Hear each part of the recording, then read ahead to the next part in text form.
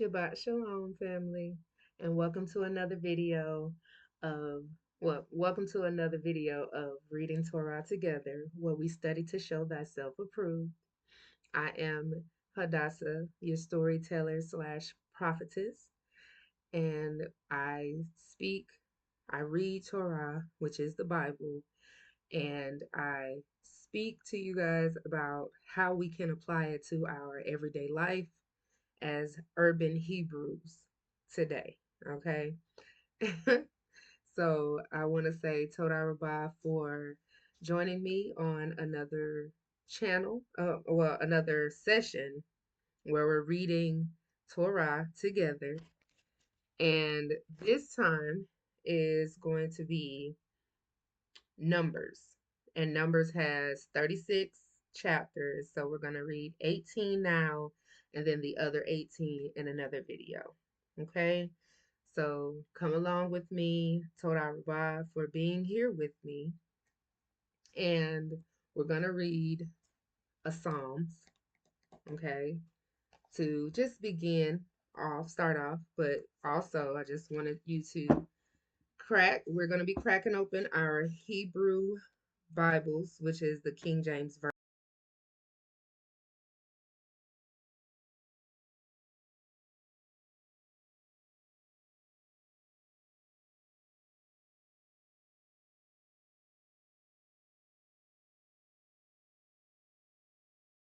With me so we all can read Torah together, right? All right. So, Torah Rabbah Yahweh, YHWH, that's his name, and his son Yahweh Shai, Bashem Hamashiach Yahweh Shai. The J word is not his name. So, without further ado, I want to say Torah Rabbah to Abaya and his son Hamashiach, and follow along with me, y'all. Okay, so we're going to start off by reading Psalms 67. Like I said, I'm reading from the book, The Power of Psalms. It's the same words that are in here, but just focusing on Psalms. Now, if anybody knows what Psalms is, Psalms was um, the hymns and the prayers and the songs from David as he was running for his everlasting life from Saul, who had decided that he just was going to follow him and be a bully to him all them years. If I'm not mistaken, it was a lot of years. It was like 14 or so years that David was running away. This is after he fought Goliath, okay, and received the favor, okay. This was after he fought Goliath. Saul gave him his daughter, and then later on, Saul lost the favor, and the favor was given unto David. And Samuel, I think he was the prophet at the time, that told Saul, like, hey, you did wrong, and God is upset with you, and you losing the favor. Okay? Now, that's the last thing that we want to do, is to lose God's favor. And think about it in terms of now today. Okay?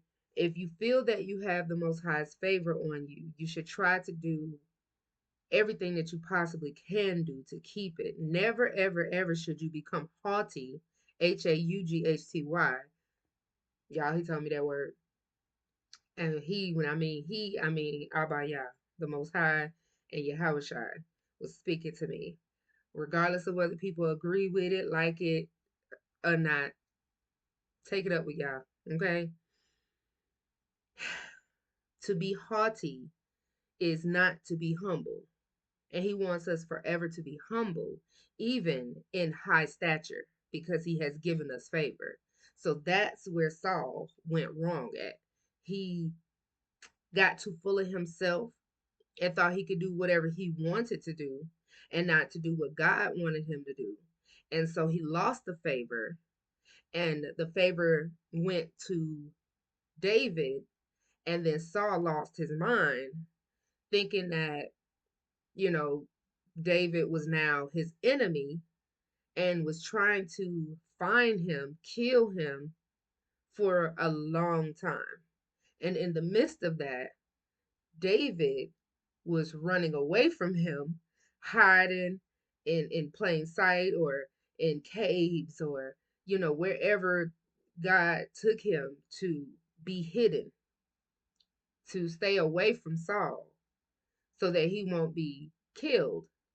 And in the midst of that, that was like a wilderness journey. It was a wilderness time for David. And it was a time of proving because God was proving him as well.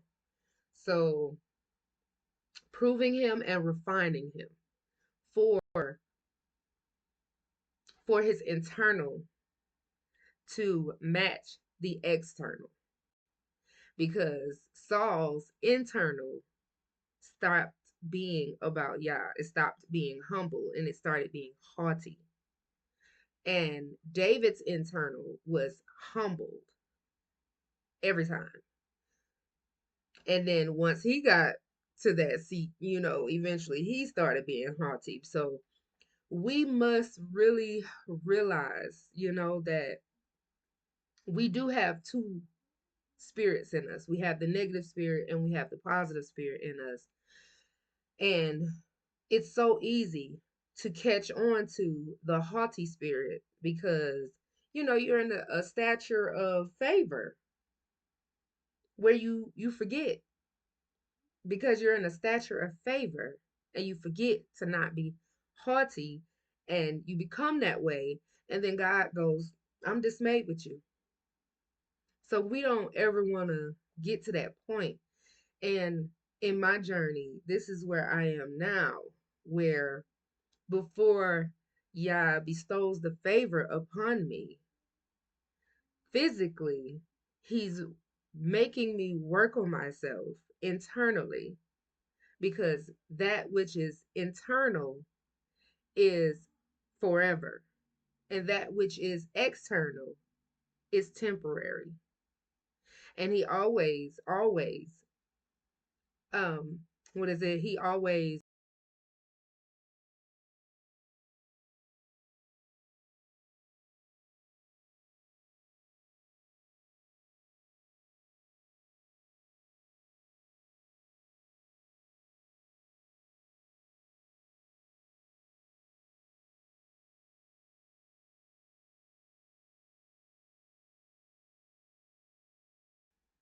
but God sees the inside. And as long as you make sure that your inside is always humble and not haughty. So we have to always, every day, all day, check ourselves to correct ourselves for the Most High Yah. Y'all,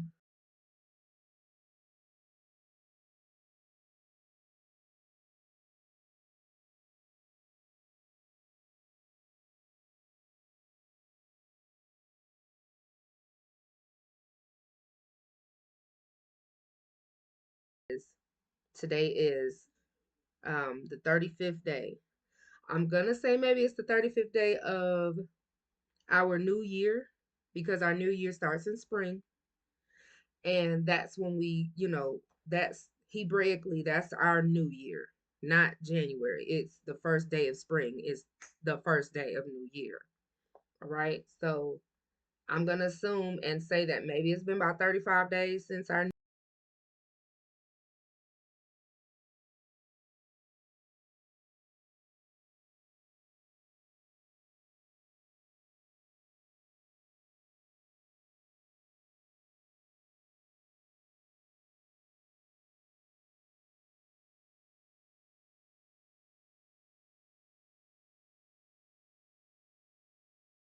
it was the article spoke about how Yah delivered us from Mitzrayim, which is Egypt. He delivered us physically from Egypt, but Egypt had to leave us internally. Okay, hence the 40 years walking around in the desert because our internal was not right. And we had to uproot all of that negativity, the oppression that our bodies grew inside of us, which is like gardening, and it's just wonderful because I'm out here putting my hands to the dirt, y'all. So I overstand this in a whole nother different fashion now because I'm out here making tomatoes, well, growing tomatoes, peppers, cucumbers, beans, potatoes so far. So my hand is in dirt. Okay. I have been uprooting old stuff where I decided to put my garden at. I had a friend that helped me to turn the soil. And in turning the soil, it was exposing the different old roots. Okay. And I say roots because y'all know what I mean. The old roots that were in there. And y'all, I was in there on my hands and knees, okay, pulling the old roots from out the dirt so that I can make room and this dirt can be good soil for the tomatoes and the peppers that I was putting out there, my seedlings. And when I read the article and how it said that God took us physically out of Egypt, but he had to keep us walking 40 years in order for Egypt to leave us internally, y'all. The things that this world has established inside of us grew root, okay? And it's so crazy that when you say you love God and God wants to be your Abba and he wants you to be his people, he takes us through tests and trials and tribulations and things of that nature, and he also rescues us. But we must rescue ourselves as well because he can't continue to hold on to somebody that's holding on to old stuff. If y'all get what I mean. We can't be the same old us and say that we are new or renewed in Yah. It is so deep, so beautiful, and it really made me sit with myself for a second because lately I've been hearing God say, count it. And I'm like, count it? That's all I've been hearing, count it. So I'm like, what does that mean, count it?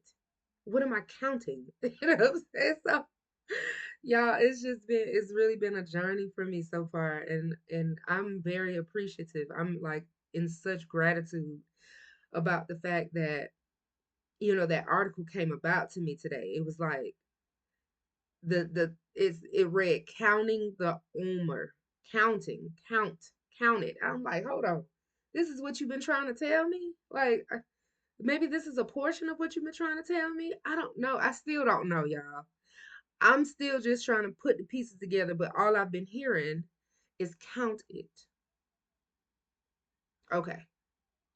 So, like I said, I've been gardening, and that was significant through the article, and you know, literally being out there on my hands and knees pulling the roots and the old grass that my friend and I just upturned. You know what I'm saying? We had to turn that soil. We had to get some air going up in there, and we had to change some things about the soil in order for me to be able to put the tomatoes and the peppers in there like I did. So right now it kind of looks crazy with the eye, okay? It's like, oh, it's just mounds of dirt and stuff. But when I take the time to really look, and I'm gonna tell y'all something else real quick too. When I take the time to really look, I can see the beauty, the rejuvenation, the restart. I can see that. But to the naked eye, it looks chaotic and ugly and crazy. But when you really take a spiritual look at it, you can see the renewing, you can see the restarting, you can see the revising. And then, okay, so now takes me to what I was about to tell y'all. Okay, I was locked up once upon a time. And in being locked up, I about said you're not going nowhere until you read the book. So I was reading all kinds of books, not really understanding, overstanding, and understanding what he meant until I realized he was talking about the good book. He was talking about his word. He was talking about his book. Outside of that, I got into this I was put into a room, and in that room was on the wall, realize, REALIZE, real eyes, REALEYES, real lies,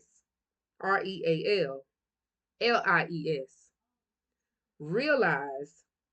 Okay, no, it's, I'm sorry, the top one, the second one was the top one. So real eyes, realize, which means recognize, real lies. That was deep.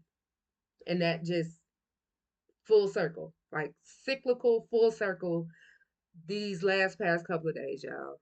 Like the visions I've been having, the the realizations I've been realizing, the way I've been seeing two ways. I've been seeing in the physical, but then I sit and listen.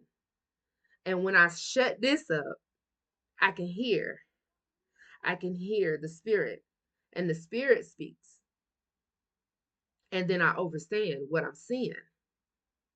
Like I said, the garden right now looks a mess, okay, to the naked eye. But when I sit back and realize and really look with my spiritual eyes, I see revision. I see restarting. I see refreshing, renewing. I see taking out the old to make room for the new. And that's everything that goes back to, like I said, the article about counting the Omer and how God took us out of Egypt physically, but he did, and he also he had to make us walk around in the wilderness for 40 years so that we can get the Mizraim up out of us internally. Because if y'all know, since we read in Genesis, or when Exodus happened, they was fighting Moshe every step of the way, talking bad, backbiting, murmuring. They didn't want to wait for him to come back down the mountain. God had to stop the whole thing. Hey, stop. Mm-mm. Get up and go get them folks before I kill them. God had to, God was, he was, you know what? I'm done with you. And we don't want God to really be done with us. We don't want that. Because we really would have not been in existence anymore, y'all. We would not have been in existence anymore if God was through, like, went, like, it was like really through with us. So, yes, we are the American Indians. Yes, we are the true Jews, which are the Hebrews. Yes, we are God's chosen children. And yes, we have been owners of these lands for all these years. But the reason why these folks were able to uproot us, okay, basically uproot us from our status, our stature, our place of high favor, is because we ourselves turned our backs on the Most High Yah. We didn't want to follow his law, statutes, and commandments. We allowed other people to tell us what we should be doing and should not be doing. We allow other people to come into our world, which we are supposed to. They're called sojourners. They're supposed to sojourn with us, but they're supposed to be doing what we do, not the other way around. You know how they say, when in Rome, do it as the Romans do? Yeah, when in Hebrew, do it as the Hebrews do.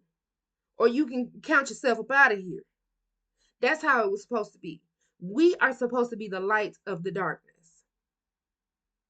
The darkness being all of these other things that people doing. You know, it's so deep, y'all. It is super duper deep. But outside of that, Toda Rabba Abba Yah Bashem Hamashiach Yahweh Shai, Toda Rabba for bringing forth this light and overstanding so that we can stand over. Okay? Toda. And with that being said, I am reading Psalm 67, and it says, Yah, be merciful unto us, and bless us, and cause his face to shine upon us. Selah. And I think that's why my face stays so shiny. This y'all sometimes I don't even wash my face because when I ain't gonna say I don't wash my face. I do. I'll just washcloth and water, So but I try to just do that because if I do anything else, soap, whatever, or anything like that, my face be like ping. You can see it. You can see just a little bit of it. It be like ping. I'm shiny faced. My shiny face and me. Seriously, y'all. Okay, I broke it. I'm sorry. Psalm 67, and it reads as follows: Yah, be merciful unto us, and bless us, and cause his face to shine upon us. Selah.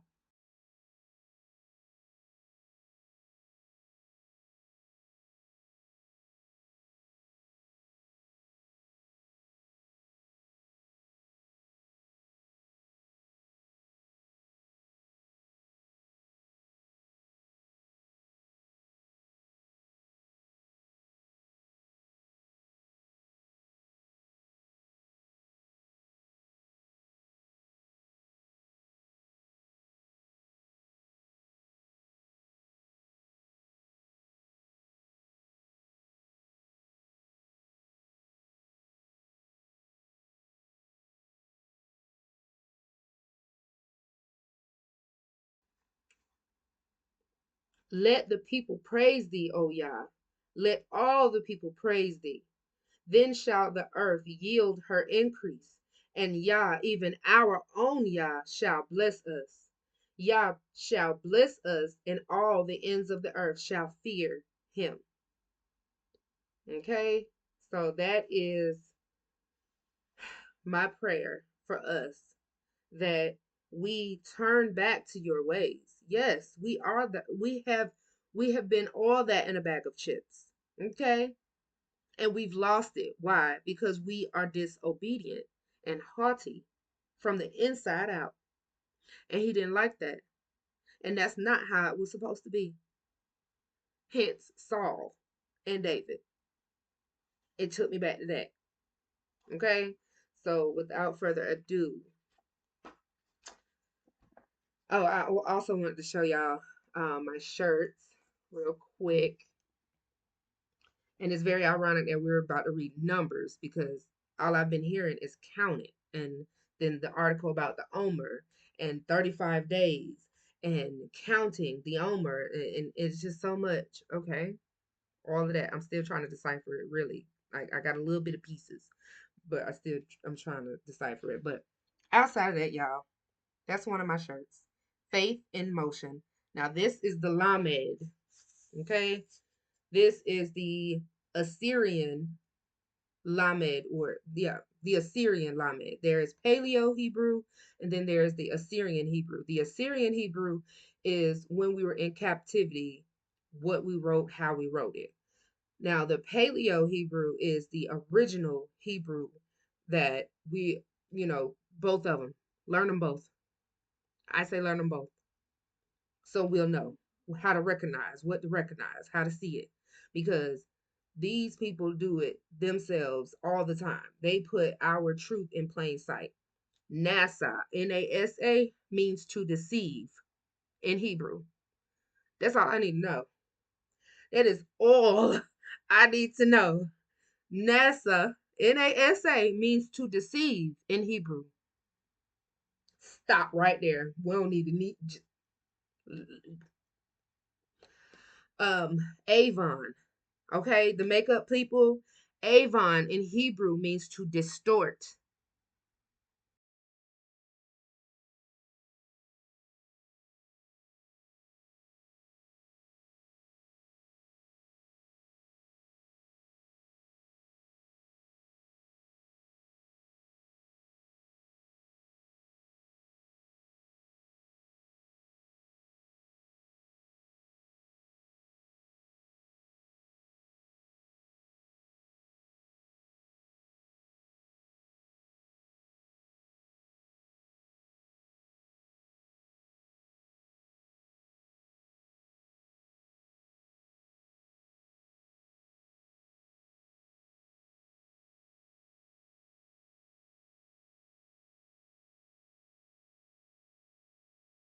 Words and letters. Faith in motion. Okay, y'all. And on the back of all my shirts is going to be Hebrews 11 and 6. But without faith, it is impossible to please him. Okay? So, like I said, it was very significant that there is still a chapter to us, the Hebrews. Like, keep the faith, keep going. Even when everything around you says that there's no God, you keep that faith and know that there is a God and that he lives within you. And that as long as you have motion, you have faith. You go to God with whatever you want, you ask him for. As long as it's in righteousness, he will give you the desires of your heart. It may not be when you want it to, and that's what I'm dealing with. It may not be when I want it to, but it comes in increments, and I can appreciate it when he does. So, Torah Abba on that one, okay? Now, without further ado, y'all, let's get to the nitty gritty, the meat and potatoes, okay? Numbers chapter 1. Turn your books. And look, Torah Abba. Right to it. Right to it. That's how I know. That's how I know, y'all. And y'all see my book. I'm telling you, I've been all up and through this book ever since I received him in jail, y'all. And when you think about it, a lot of people try to toot their nose up at people that have been locked up, but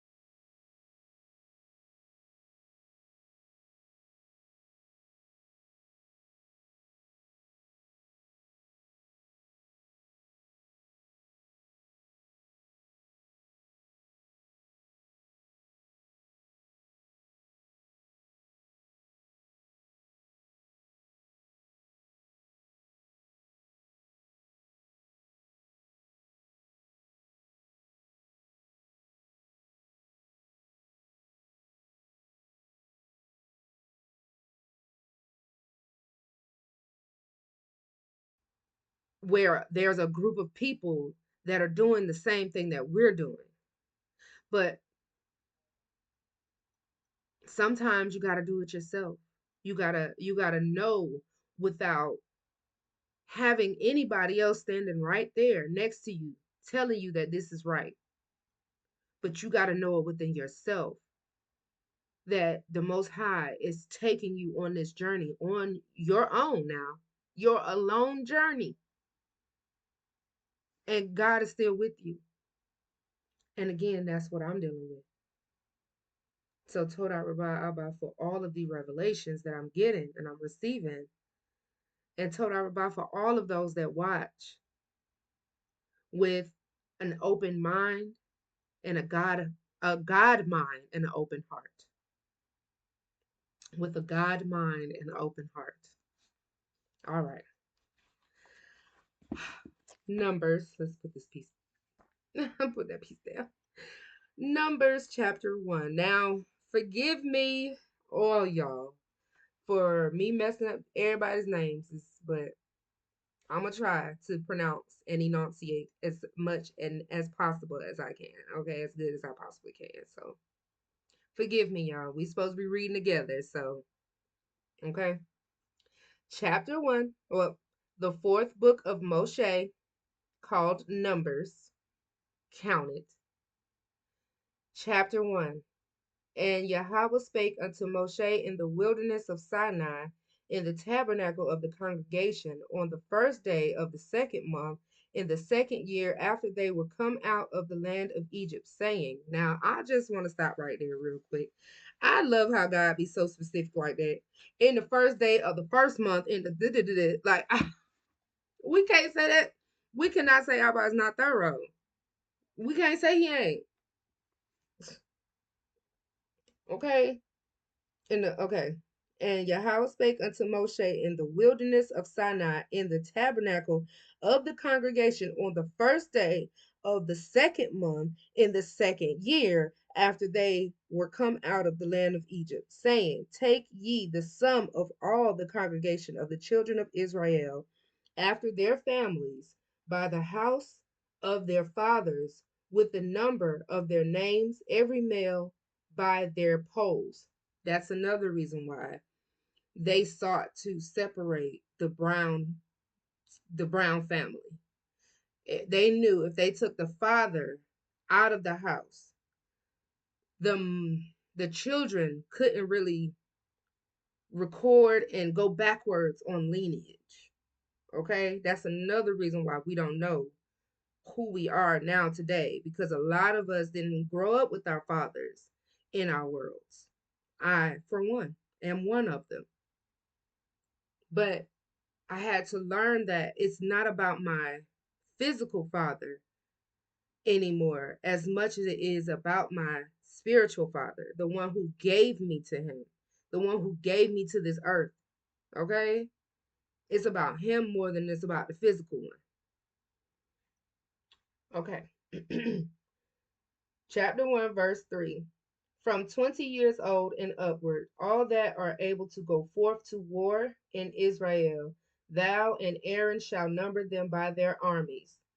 With you there shall be a man of every tribe, every one head of the house of his fathers.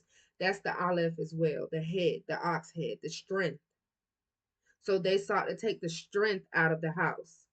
The bet is the mother, is the house. That's the mother. It's Aleph Bet. So the alphabet is a play off the Aleph Bet, which is the letters of the Torah. The like Psalms 119 is literally the Aleph Bet. That's why it's the longest, because it has the Aleph Bet in there. So when people say that God's gonna give us this back, He already gave it to us, fools. It's Psalms 119.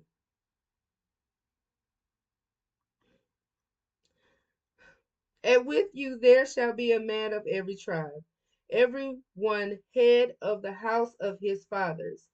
And these are the names of the men that shall stand with you of the tribe of Reuben: Eliezer, Eliezer, Eliezer, Eliezer, the son of Shedeur; of Simeon, Shemuel, the son of Zerishadai, Zerishadai; of Judah, Nashon, the son of Amminadab; of Issachar, Nathaniel, the son of Zoar; of Zebulun, Eliab, the son of Helon; of the children of Joseph; of Ephraim, Elishama, the son of Amihud; of Manasseh, Gamaliel, the son of Pedazur; of Benjamin, Bidden, the son of Gideoni;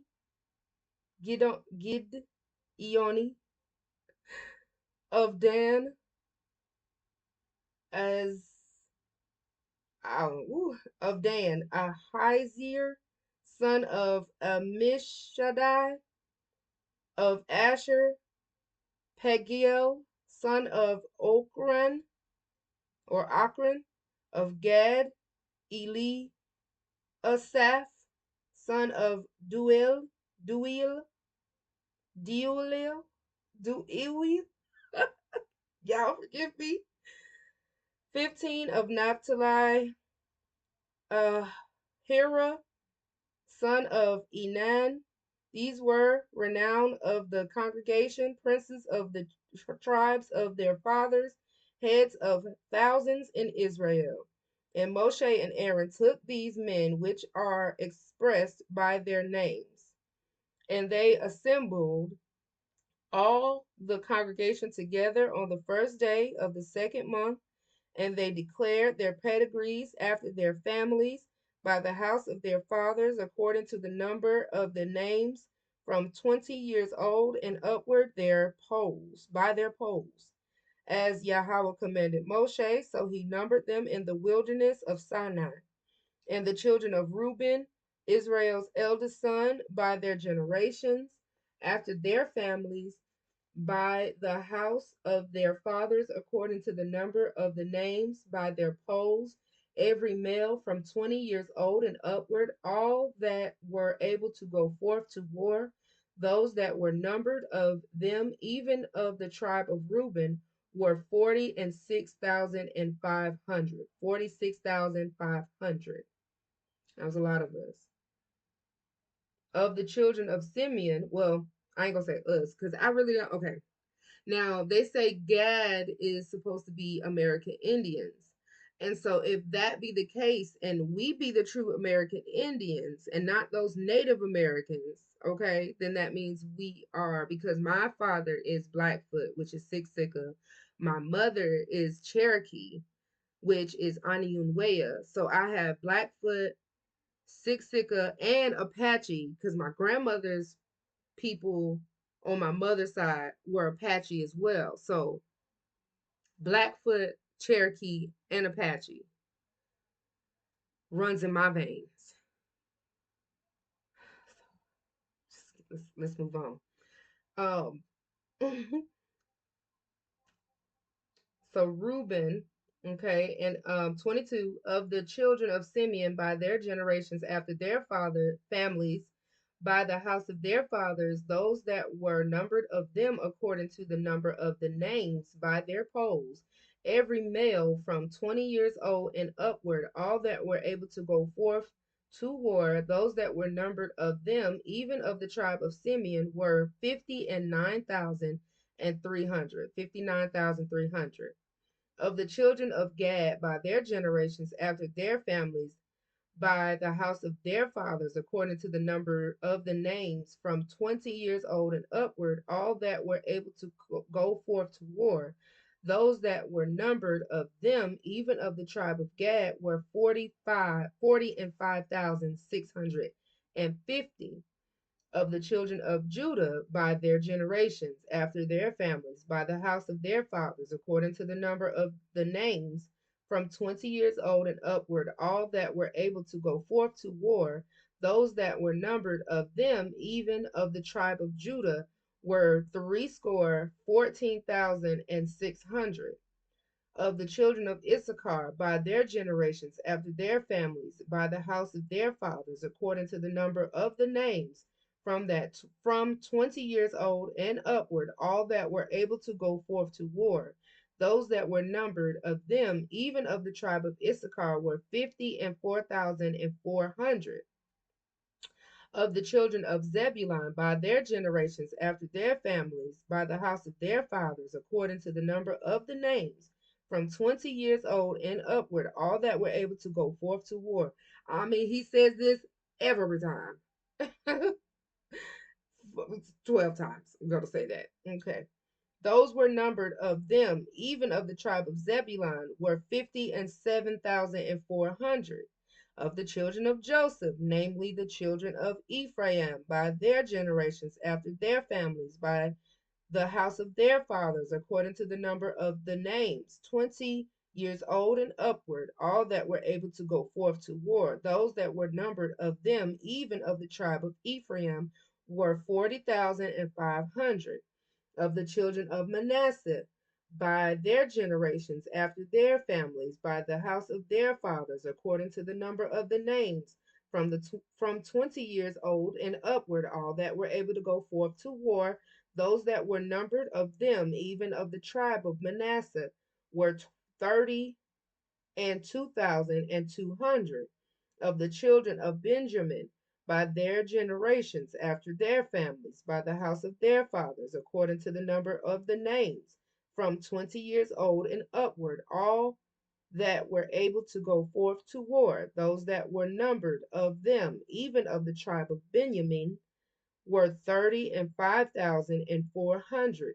Of the children of Dan, by their generations, after their families, by the house of their fathers, according to the number of the names, from 20 years old and upward, all that were able to go forth to war, those that were numbered of them, even of the tribe of Dan, were 62,00700. Of the children of Asher, by the generation after their families, by the house of their fathers, according to the number of their names, from 20 years old and upward, all that were able to go forth to war, those that were numbered of them, even of the tribe of Asher, were 40,001,500. Of the children of Naphtali, throughout their generations, after their families, by the house of their fathers, according to the number of the names, from 20 years old and upward, all that were able to go forth to war, those that were numbered of them, even of the tribe of Naphtali, were 50,003,400. These are those that were numbered, which Moshe and Aaron numbered, and the princes of Israel, being 12 men, which princes of Israel, being 12 men, each one was for the house of his fathers. So 12 of them. Israel had 12 sons.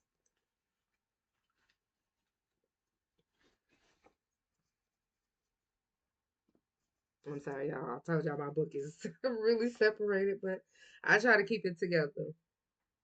Okay. We didn't have to lie. Okay. Yes, 45. So were all those that were numbered of the children of Israel by the house of their fathers, from 20 years old and upward, that were able to go forth to war in Israel. Even all that they were numbered were 600,000 and 3,550.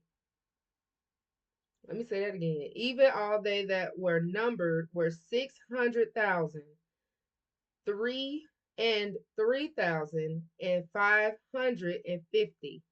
But the Levites, after the tribe of their fathers, were not numbered among them. For Yahweh has spoken unto Moshe, saying, Only thou shalt not number the tribe of Levi, neither take the sum of them among the children of Israel. But thou shalt appoint the Levites over the tabernacle of testimony, and over all the vessels thereof, and over all things that belong to it. They shall bear the tabernacle and all the vessels thereof, and they shall minister unto it, and shall encamp around about the tabernacle. And when the tabernacle setteth forward, the Levites shall take it down, and when the tabernacle is to be pitched, the Levites shall set it up, and the stranger that cometh nigh shall be put to death. Okay, so the Levites had a very, very, very, very, very important position, and they were not to be numbered. But they kept the tabernacle. They pitched it up and took it down. They carried it. They carried all of the stuff, the showbreads and the plates and all that gold and all the chauffeurs and all that stuff. Like they had to, the curtains and everything that went into having this tabernacle be dwelling among us, they had to do it. Okay. Let's see. I think I was at 53. But the Levites shall pitch around about the tabernacle of testimony, that there be no wrath upon the congregation of the children of Israel. And the Levites shall keep the charge of the tabernacle of testimony. And the children of Israel did according to all that Yahweh commanded Moshe to do. So they did. Chapter 2. And Yahweh spake unto Moshe and unto Aaron, saying, every man of the children of Israel shall pitch his tent his own standard, pitch by his own standard, with the ensign of their father's house, far off about the tabernacle of the congregation shall they pitch. On the east side, toward the rising of the sun, shall they of the standard of the camp of Judah pitch throughout their armies. And Nashon,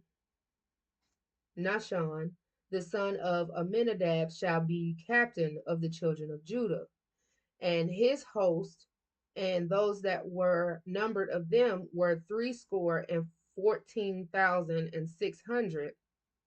And those that do pitch next to him shall be the tribe of Issachar. And Nathaniel, the son of Zerah, shall be captain of the children of Issachar. And his hosts and those that were numbered thereof were 54,400. Then the tribe of Zebulun and Eliab, Eliab, the son of Helon, shall be captain of the children of Zebulun, and his host and those that were numbered thereof were 57,400. All that were numbered in the camp of Judah were 100,000 and fourscore thousand and 6,400 throughout their armies. These shall first set forth. Now Judah's supposed to go first, and then Issachar, then Zebulun. And the way I saw it, well, once I finish this, I'll tell y'all how I saw it. On the south side shall be the standard of the camp of Reuben, according to their armies, and the captain of the children of Reuben shall be Eleazar, the son of Shadur, and his hosts, and those that were numbered thereof were 46,500. And those which pitch by him shall be the tribe of Simeon, and the captain of the children of Simeon shall be Shelumiel, the son of Zerishadai, and his host, and those that were numbered of them were 59,300. Then the tribe of Gad, and the captain of the sons of Gad shall be Eliasaph, the son of Ruel, and his host, and those that were numbered of them were 45,650. All that were numbered in the camp of Reuben were 100,050 and 1,450 throughout their armies, and they shall set forth in the second rank. Then the tabernacle of the congregation shall set forward with the camp of the Levites in the midst of the camp. As they encamp, so shall they set forward, every man in his place by their standards. On the west side shall be the standard of the camp of Ephraim, according to their armies, and the captain of the sons of Ephraim shall be Eli Shammah, the son of Ammihud,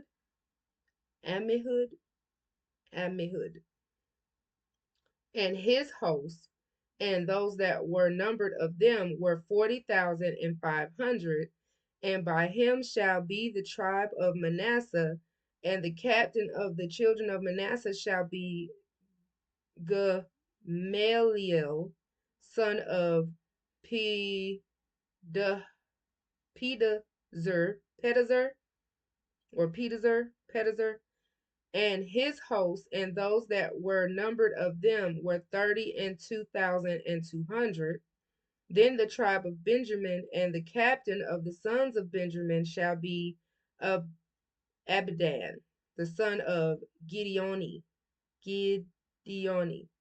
or Gideoni, and his hosts, and those that were numbered of them were 35,400. All that were numbered of the camp of Ephraim were 100,000, 8,000, and 100 throughout their armies, and they shall go forward in the third rank. And the standard of the camp of Dan shall be on the north side by their armies, and the captain of the children of Dan shall be Heizer, son of uh, Mishaddai, and his host, and those that were numbered of them were 62,700, and those that encamped by him shall be the tribe of Asher, and the captain of the children of Asher shall be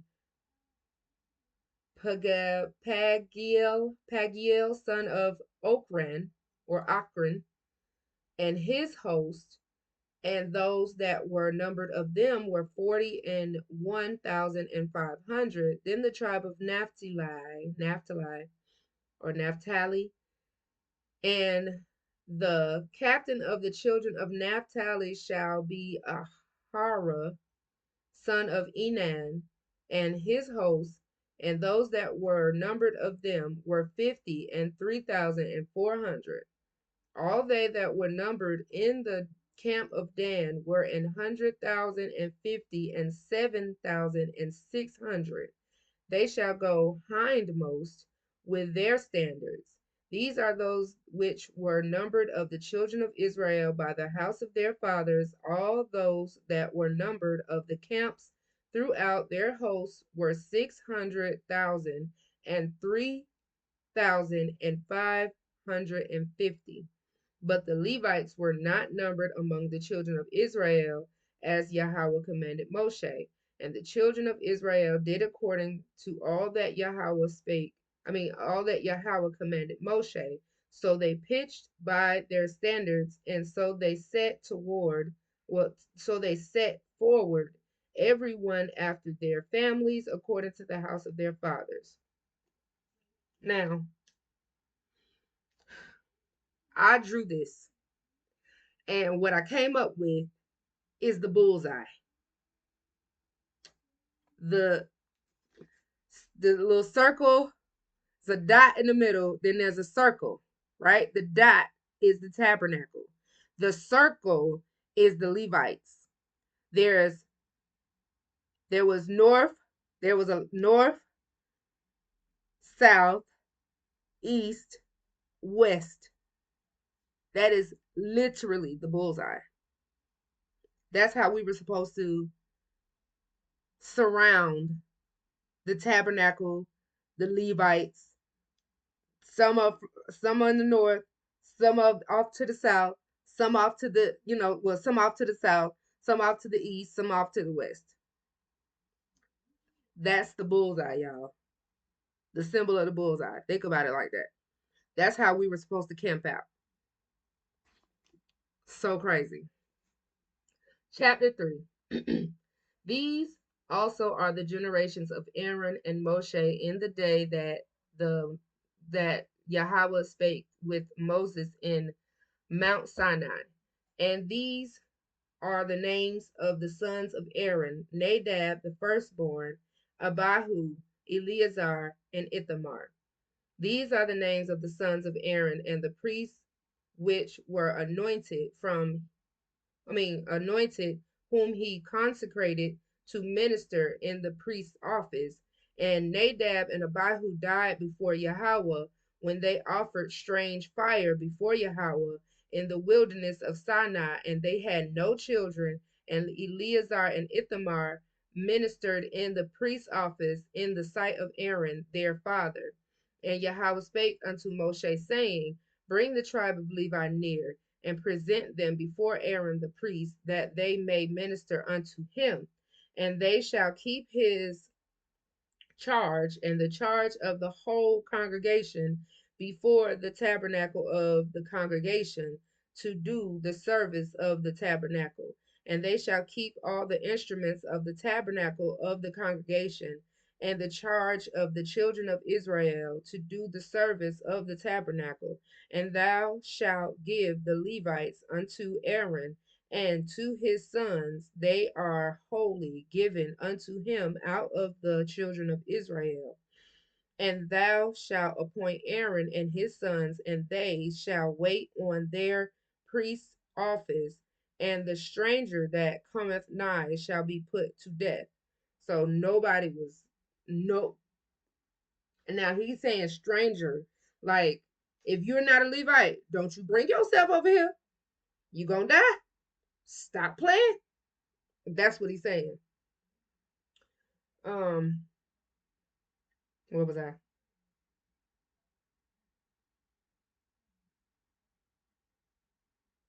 10. And thou shalt appoint Aaron and his sons, and they shall wait on their priest's office, and the stranger that cometh nigh shall be put to death. 11.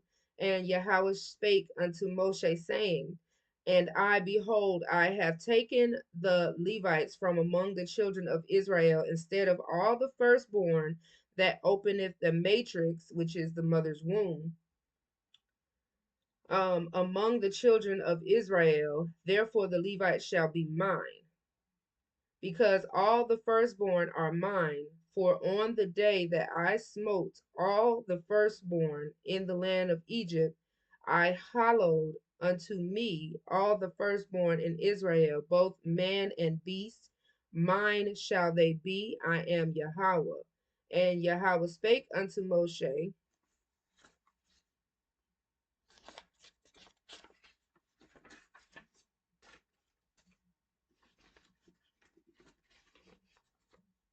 in the wilderness of Sinai, saying, Number the children of Levi after the house of their fathers by their families, every male from a month old and upward shalt thou number them. And Moshe numbered them according to the word of Yahweh as he commanded. Now, after a while, he did tell Moshe to number the Levites, but they were to be numbered from every male from a month old and upward shalt thou number them. And all the other tribes had to number from 20 years old upward. And they were anyone who was able to go to war. So the Levites were not in that portion where they was able to go to war, because their portion was Abaya and ministry. Okay. 16. And Moshe numbered them according to the word of Yahweh as he commanded. 17. And these were the sons of Levi by their names, Gershon and Kohath and Merari. And these are the names of the sons of Gershon by their family, Libni or Libni, and Shimi or Shimei. The sons of Kohath by their families, Amram, Izahar, Hebron, and Uziel,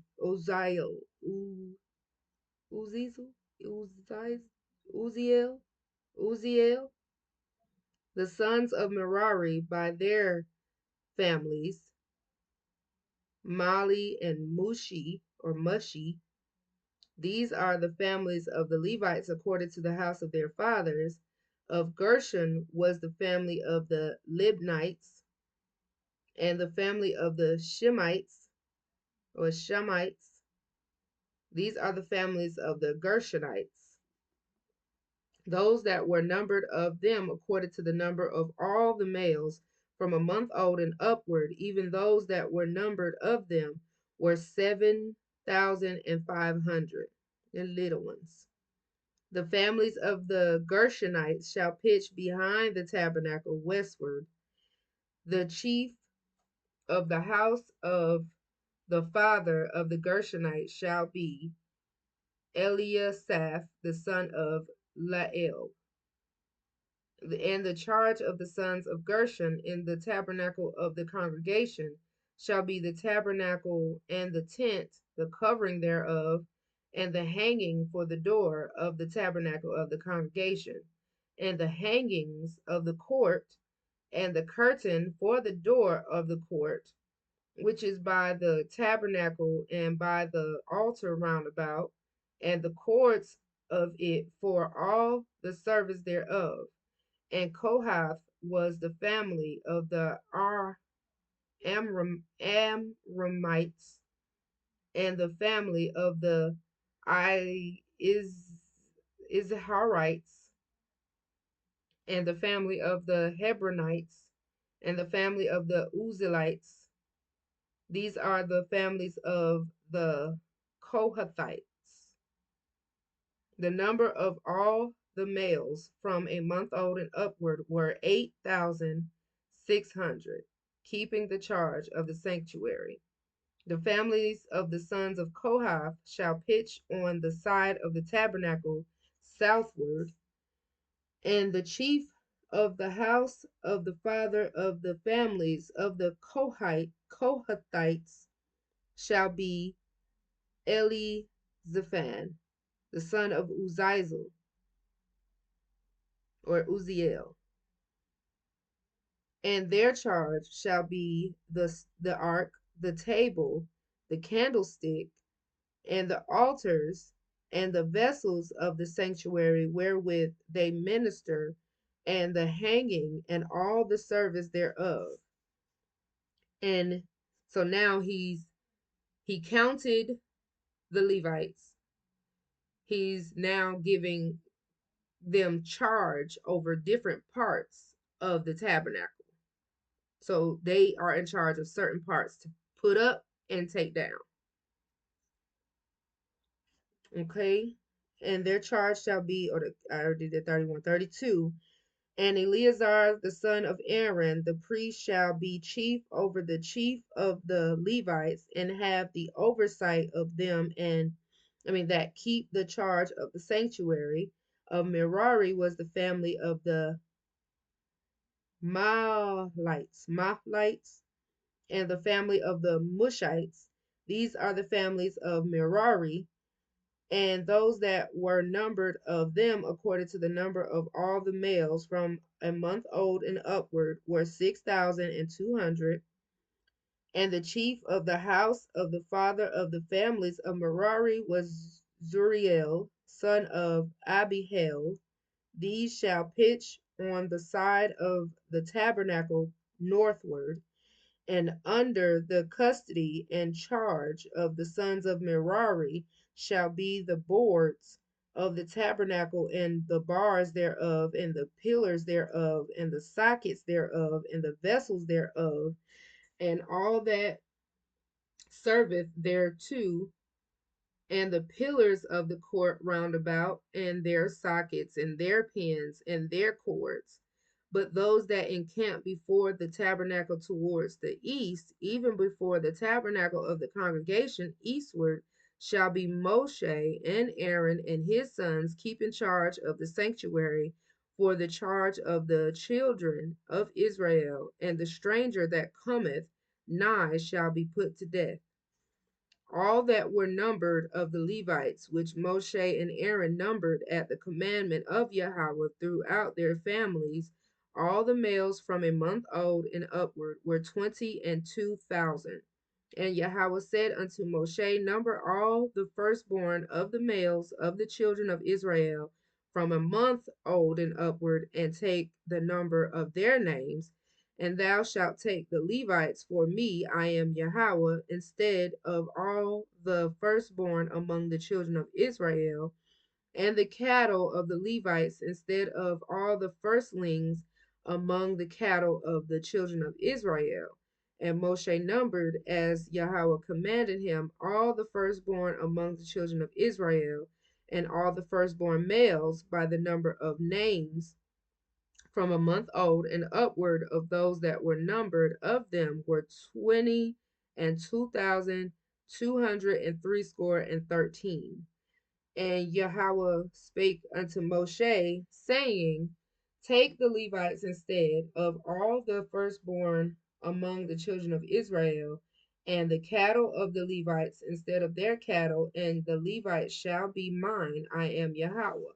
For for those that are to be redeemed of the 203 of the firstborn of the children of Israel, which were more than the Levites, thou shalt even take 5 shekels apiece by the pole after the shekel of the sanctuary shalt thou take them. The shekel is 20 gerahs, and thou shalt give the money wherewith the odd number of them to be redeemed unto Aaron and to his sons. And Moshe took the redemption money of them that were over and above them that were redeemed by the Levites.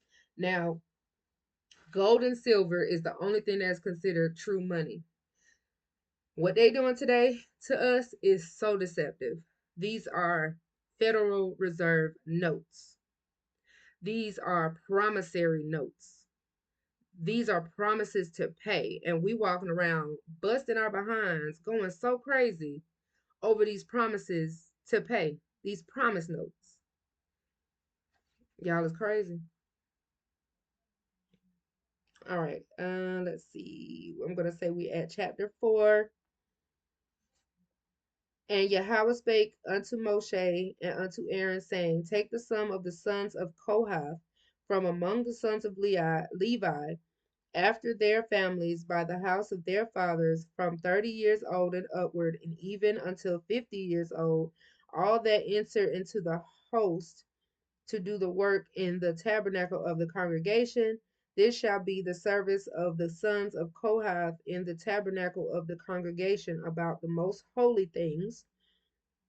And when the camp setteth forward, Aaron shall come, and his sons, and they shall take down the covering veil, and cover the ark of the testimony with it, and shall put thereon the covering of badger skin, and shall spread over it a cloth wholly of blue, and shall put in the staves thereof. And upon the table of the showbread they shall spread a cloth of blue, and put thereon the dishes and the spoons and the bowls and the covers to cover withal, and the continual bread shall be thereon. Okay.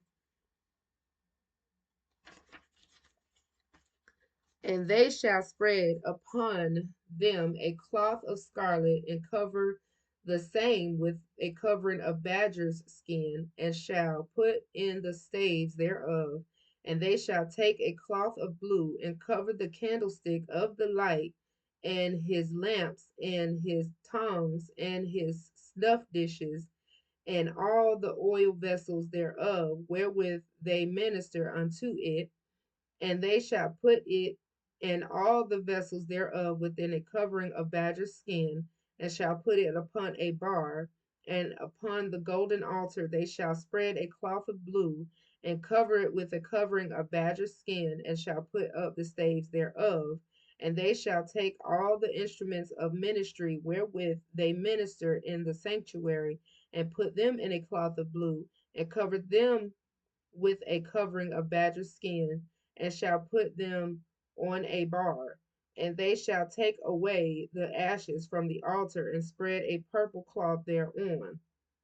And they shall put upon it all the vessels thereof, wherewith they minister about it, even the censers, the flesh hooks, the shovels, and the basins, all the vessels of the altar, and they shall spread upon it a covering of badger skin, and put to the staves of it. Y'all, I would be nervous. I'll be so nervous touching that holy stuff. Oh my goodness. Well, I guess to be nervous, and that's what I was thinking about.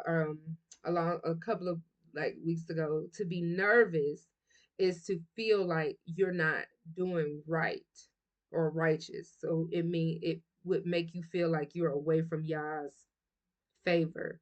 So yeah, you shouldn't be nervous. You should be like grateful that you get this position. That would be awesome. You know what I'm saying? Because I mean, you really, really, really, really one of God's children. He love you, love you, love you right there. You can't. He allowing you to touch His holy stuff. Whew. All right. Let's see. 13, and they shall take away the ashes from the altar and spread a purple cloth thereon. 14, they shall put upon it all the vessels thereof, wherewith they minister about it, even the censers, the flesh hooks, the shovels, the basins, all the vessels of the altar. They shall spread it upon they shall spread upon it a covering of badger skin and put to the staves of it. And when Aaron and his sons have made an end of covering the sanctuary and all the vessels of the sanctuary as the camp is to set forward, after that the sons of Kohath shall come to bear it, but they shall not touch any holy thing lest they die. These things are the burden of the sons of Kohath in the tabernacle of the congregation. And to the office of Eleazar the son of Aaron the priest pertaineth the oil for the light, the sweet incense, and the daily meat offering, and the anointing oil, and the oversight of all the tabernacle, and of all that therein is in the sanctuary, and in the vessels thereof. 17. And Yahweh spake unto Moshe and unto Aaron, saying, Cut ye not off the tribe of the families of the Kohathites from among the Levites, but thus do unto them that they may live and not die when they approach unto the most holy things. Aaron and his sons shall go in and appoint them every one to his service and to his burden, but they shall not go in to see when the holy things are covered, lest they die.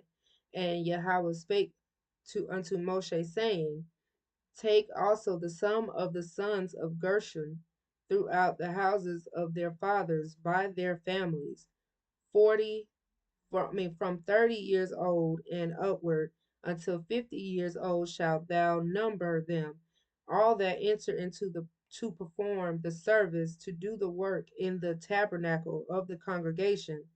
This is the service of the families of the Gershonites to serve in for burdens, and they shall bear the curtains of the tabernacle and the tabernacle of the congregation, his covering, and the covering of the badger skins that is above upon it, and the hanging for the door of the tabernacle of the congregation, and the hangings of the court, and the hanging for the door of the gate of the court, which is by the tabernacle, and by the altar round about, and their cords, and all the instruments of their service, and all that is made for them. So they shall serve. At the appointment of Aaron and his sons shall be all the service of the sons of the Gershonites in all their burdens and in all their service, and ye shall appoint unto them in charge all their burdens. This is the service of the families of the sons of Gershon in the tabernacle of the congregation, and their charge shall be under the hand of Ithamar the son of Aaron the priest. As for the sons of Merari, thou shalt number them after their families by the house of their fathers, from 30 years old and upward, even unto 50 years old shalt thou number them, everyone that entereth into the service and do the work of the tabernacle of the congregation.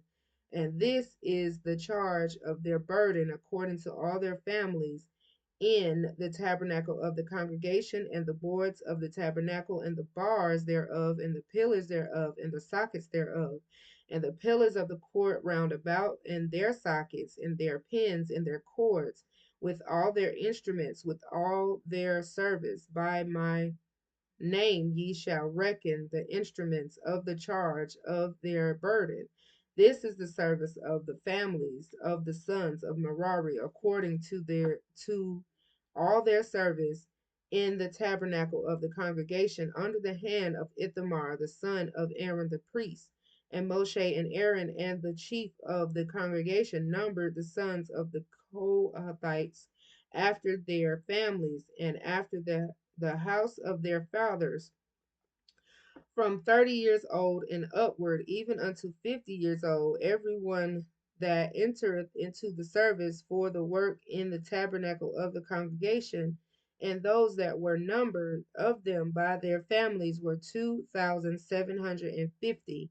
These were they that were numbered of the families of the Kohathites, all that might do service in the tabernacle of the congregation, which Moshe and Aaron did number according to the commandment of Yahweh by the hand of Moshe. And those that were numbered of the sons of Gershon throughout their families and by the house of their fathers, from 30 years old and upward, even unto 50 years old, every one that enter into the service for the work in the tabernacle of the congregation, even those that were numbered of them throughout their families by the house of their fathers were 2,630. These are they that were numbered of the families of the sons of Gershon, of all that might do service in the tabernacle of the congregation, whom Moshe and Aaron did number according to the commandment of Yahweh. And those that were numbered to the families of the sons of Merari throughout their families by the house of their fathers, from 30 years old and upward, even unto 50 years old, everyone that entered into the service for the work in the tabernacle of the congregation, even those that were numbered of them after their families were 3,200. These be those that were numbered of the families of the sons of Merari, whom Moshe and Aaron numbered according to the word of Yahweh by the hand of Moshe. All those that were numbered of the Levites, whom Moshe and Aaron, the chief of Israel, numbered after their families and after the house of their fathers, from 30 years old and upward, even unto 50 years old, everyone that came to do the service of the ministry and the service of the burden in the tabernacle of the congregation. Even those that were numbered of them were 8,504 score. According to the commandment of Yahweh, they were numbered by the hand of Moshe, everyone according to his service and according to his burden. Thus were they numbered of him as Yahweh commanded Moshe. Chapter 5. And Yahweh spake unto Moshe, saying, Command the children of Israel that they put out of the camp every leper, that means pale skin, every leper and every one that hath an issue, and whosoever is defiled by the dead. Now, issue, you can have like a sore that's leaking or like some kind of ailment. If you got a dis-ease, you got to get up out the camp. And the leper, it could be, because I've seen brown skinned people, this what they call it. Oh God, Michael Jackson, vitiligo, something like that. That that's a portion. That's a portion of it too. Um, when you get bumps on your face, and let's say it ends up showing you the pink part of your skin, like that's a part of it too. That's crazy, but yeah, the leprosy, that's a part of it too. Yeah. Okay. So those people had to get out of the camp. All right. Um, Chapter 5, verse 3. Both male and female shall ye put out, without the camp shall ye put them, that they defile not their camps in the midst there whereof I dwell. And the children of Israel did so, and put them out without the camp, as Yahweh spake unto Moshe, so did the children of Israel. And Yahweh spake unto Moshe, saying, Speak unto the children of Israel, when a man or woman shall commit any sin that men commit, to do a trespass against Yahweh, and that person be guilty, Then they shall confess their sin which they have done, and he shall recompense his trespass with principal thereof, and add unto it the fifth part thereof, and give it unto him against whom he hath trespassed. But if the man have no kinsman to recompense the trespass unto, let the trespass be recompensed unto Yahweh, even to the priest beside the ram of the atonement, whereby an atonement shall be made for him. And every offering of all the holy things of the children of Israel which they bring unto the priest shall be his, and every man's hallowed things shall be his. Whatsoever any man giveth the priest, it shall be his.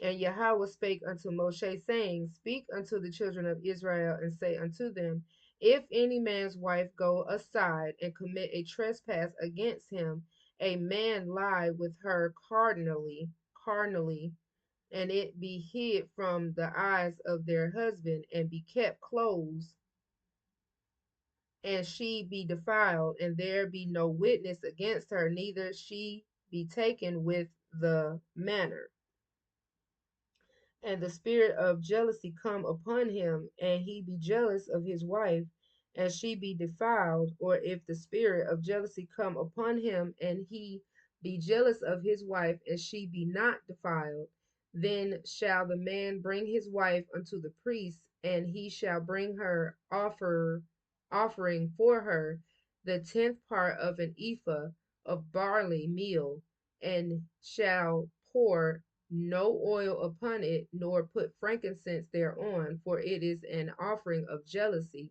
an offering of memorial, bringing iniquity to remembrance. And the priest shall bring her near and set her before Yahweh, and the priest shall take holy water in an earthen vessel, and of the dust that is in the floor of the tabernacle the priest shall take and put it into the water, and the priest shall set the woman before Yahweh, and uncover the woman's head, and put the offering of memorial in her hands, which is the jealousy offering, and the priest shall have in his hand the bitter water that causeth the curse. And the priest shall charge her by an oath, and say unto the woman, If no man have lain with thee, and if thou hast not gone aside to uncleanliness with another instead of thy husband, be thou free from this bitter water that causeth the curse. But if thou hast gone aside to another instead of thy husband, and if thou be defiled, and some man have lain with thee beside thy husband, then the priest shall charge the woman with an oath of cursing, and the priest shall say unto the woman or the female, Yahweh make thee a curse and an oath among thy people, when Yahweh doth make thy thigh to rot and thy belly to swell. And this water that causeth the curse shall go into thy bowels, to make thy belly to swell and thy thigh to rot. And the female shall say, Yamin, Yamin. And the priest shall write these curses in a book, and he shall blot them out with the bitter water.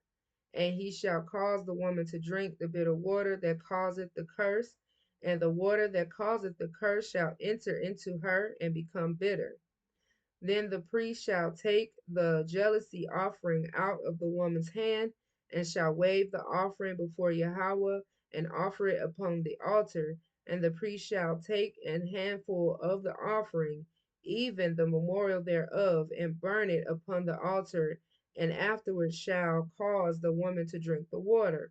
And when he hath made her to drink the water, then it shall come to pass that if she be defiled and have done trespass against her husband, that the water that causeth the curse shall enter into her and become bitter, and her belly shall swell, and her thighs shall rot, and the woman shall be accursed among her people. That's crazy. I think y'all should know what that is. Like if you cheat, okay, if you cheating, it's only really for the female because the male can technically have multiple wives, but the raiment and everything like from the status of the first wife shall not diminish. And I guess if she, starts feeling like, I need to go elsewhere, if you be wrong, you drink that water after this, you your belly swelling and your thigh rotting. Okay. Let's see. 25. Then the priest shall take the jealousy offering out the woman's hand and shall wave the offering before Yahweh and offer it upon the altar. And the priest shall take an handful of the offering, even the memorial thereof, and burn it upon the altar, and afterwards shall cause the woman to drink the water. And when he hath made her to drink the water, then it shall come to pass that if she be defiled and have done trespass against her husband, that the water that causeth the curse shall enter into her and become bitter, and her belly shall swell, and her thigh shall rot, and the woman shall be accursed among her people. And if the woman be not defiled, but be clean, then then she shall be free and shall conceive seed.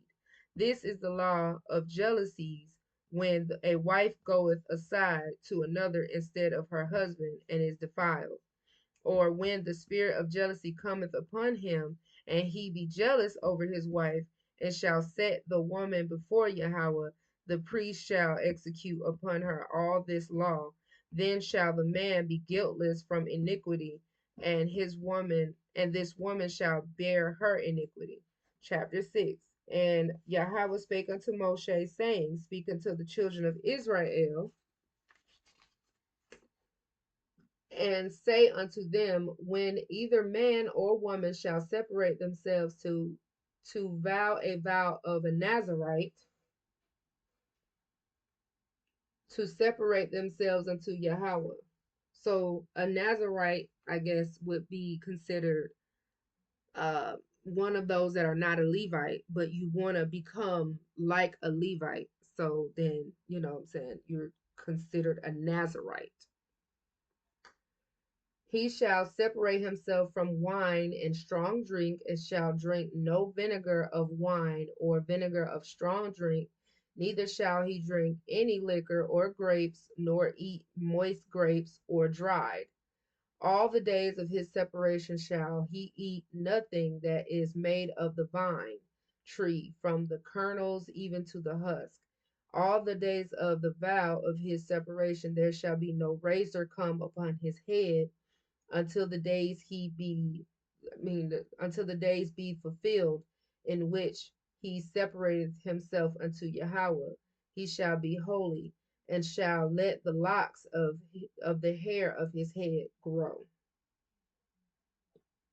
all the days that he. And so that kind of puts me in the idea of the Rastafarians.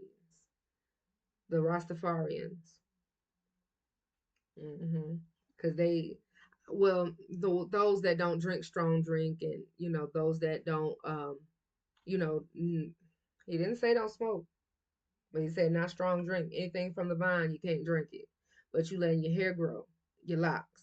And he says it like that: let the locks of the hair of his head grow, not dreads, locks, because that's what your hair is doing. It's locking. It's not dreading, it's locking. 6. All the days that he separated himself unto Yahweh, he shall come at, I mean, sorry, start over. All the days that he separated himself unto Yahweh, he shall come at no dead body. So that means that he can't touch nothing dead. He shall not make himself unclean for his father or for his mother, for his brother, or for his sister when they die, because the consecration of his God is upon his head. All the days of his separation he is holy unto Yahweh. If any man die very suddenly by him, and he hath defiled the head of his consecration, Then he shall shave his head in the day of his cleansing. On the 7th day shall he shave it. On the 8th day he shall bring 2 turtles or 2 young pigeons to the priest to the door of the tabernacle of the congregation. And the priest shall offer the one for a sin offering and the other for a burnt offering, and make an atonement for him for that he sinned by the dead, and shall hallow his head that same day. And he shall consecrate unto Yahweh the days of his separation, and shall bring a lamb of the first year for a trespass offering, but the days that were before shall be lost, because his separation was defiled. And this is the law of the Nazarite. When the days of his separation are fulfilled, he shall be brought unto the door of the tabernacle of the congregation, and he shall offer his offering unto Yahweh, one he lamb of the first year without blemish for a burnt offering, and one ewe lamb, that's a female lamb, of the first year without blemish for a sin offering, and one ram without blemish for a peace offering. And the basket of unleavened bread, cakes of fine flour mingled with oil, and wafers of unleavened bread anointed with oil, and their meat offering and their drink offerings. Now, when I'm reading this, I am very thankful that Yahushua came to be the sacrificial lamb for our sins, because there was a lot of sins. And if you messed up and you realize you messed up, you had to go find some animals, specific animals, specifically to your sin, and then you have to take it to the Levites and be like, "Hey, man, this is what happened. I'm sorry. I'm, this is my recompense for my this is my sin offering, or these are my offerings as recompense for sinning against Yahweh." And now, we're supposed to call upon Yahushua by Shem HaMashiach, Yahushua's name, and he is supposed to be that sacrificial lamb, that sacrificial offering. Once you learn and know that you did something wrong, you're supposed to repent, say his name, and make it a conscious effort not to do it again. Okay? Okay. Moving right along. Uh 16, and the priest shall bring them before Yahweh, and shall offer his sin offering and his burnt offering. Okay, and he shall offer the ram for a sacrifice of peace offerings unto Yahweh with the basket of unleavened bread. The priest shall offer his meat offering and his drink offering, and the Nazarite shall shave his head of his separation at the door of the tabernacle of the congregation, and shall take the hair of the head of his separation and put it in the fire which is under the sacrifice of the peace offerings. And the priest shall take the sodden shoulder of the ram and the unleavened cake out of the basket, and one unleavened wafer, and shall put them upon the hands of the Nazarite after the hair of his separation is shaven. And the priest shall wave them for a wave offering before Yahweh. This is holy for the priest, with the wave breast, and heave shoulder. And after that, the Nazarite may drink wine. This is the law of the Nazarite who hath vowed, and of his offering unto Yahweh for his separation. Beside that his hand shall get, according to the vow which he vowed, so he must do after the law of his separation. And Yahweh spake unto Moshe, saying, Speak unto Aaron and unto his sons, saying, On this wise ye shall bless the children of Israel, saying unto them, Yahweh bless thee and keep thee. Yahweh make his face shine upon thee and be gracious unto thee. Yahweh lift up his countenance upon thee and give thee peace. And they shall put my name upon the children of Israel. I will bless them, and I will bless them. Now he says my name for my name's sake, put my name here. If his God is not his name, just it's not. And it's literally in Torah, YHWH. YHWH. Put A's in between. That is his name. I don't know why people make it so ooh, they make me mad because they make it so difficult. You don't know, we don't know, we don't know. Yes, you do. Take the time to read it, you will know. Let's move on. Chapter 7. Okay. And it came to pass on the day that Moshe had fully set up the tabernacle and had anointed it and sanctified it and all the instruments thereof, both the altar and all the vessels thereof, and had anointed them and sanctified them, that the princes of Israel, heads of the house of their fathers, who were the princes of the tribe, and were over them that were numbered, offered. And they brought their offering before Yahweh 6 covered wagons and 12 oxen, a wagon for 2 of the princes, and for each one an ox. And they brought them before the tabernacle. And Yahweh spake unto Moshe, saying, take it of them that they may be to do the service of the tabernacle of the congregation, and thou shalt give them unto the Levites, to every man according to his service. And Moshe took the wagons and the oxen and gave them unto the Levites. 2 wagons and 4 oxen he gave unto the sons of Gershon according to their service, and 4 wagons and 8 oxen he gave to the sons of Merari according unto their service, under the hand of Ithamar, the son of Aaron the priest. But unto the sons of Kohath he gave none, because the service of the sanctuary belonging unto them was that they should bear upon their shoulders. Okay.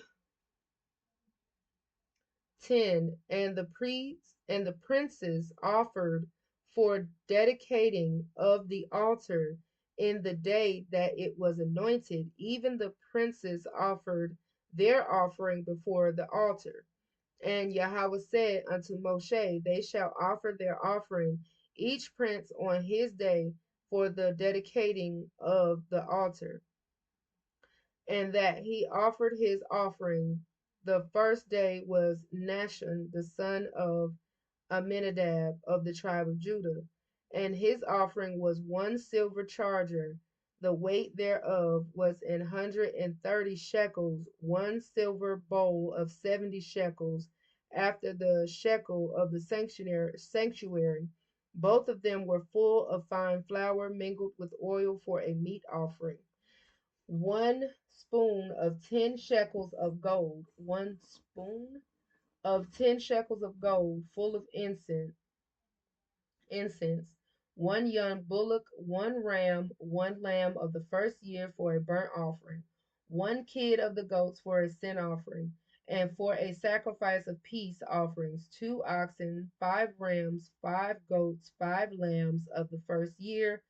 This was the offering of Nashon, the son of Amminadab. Now, I feel like it is just very wonderful and beautiful.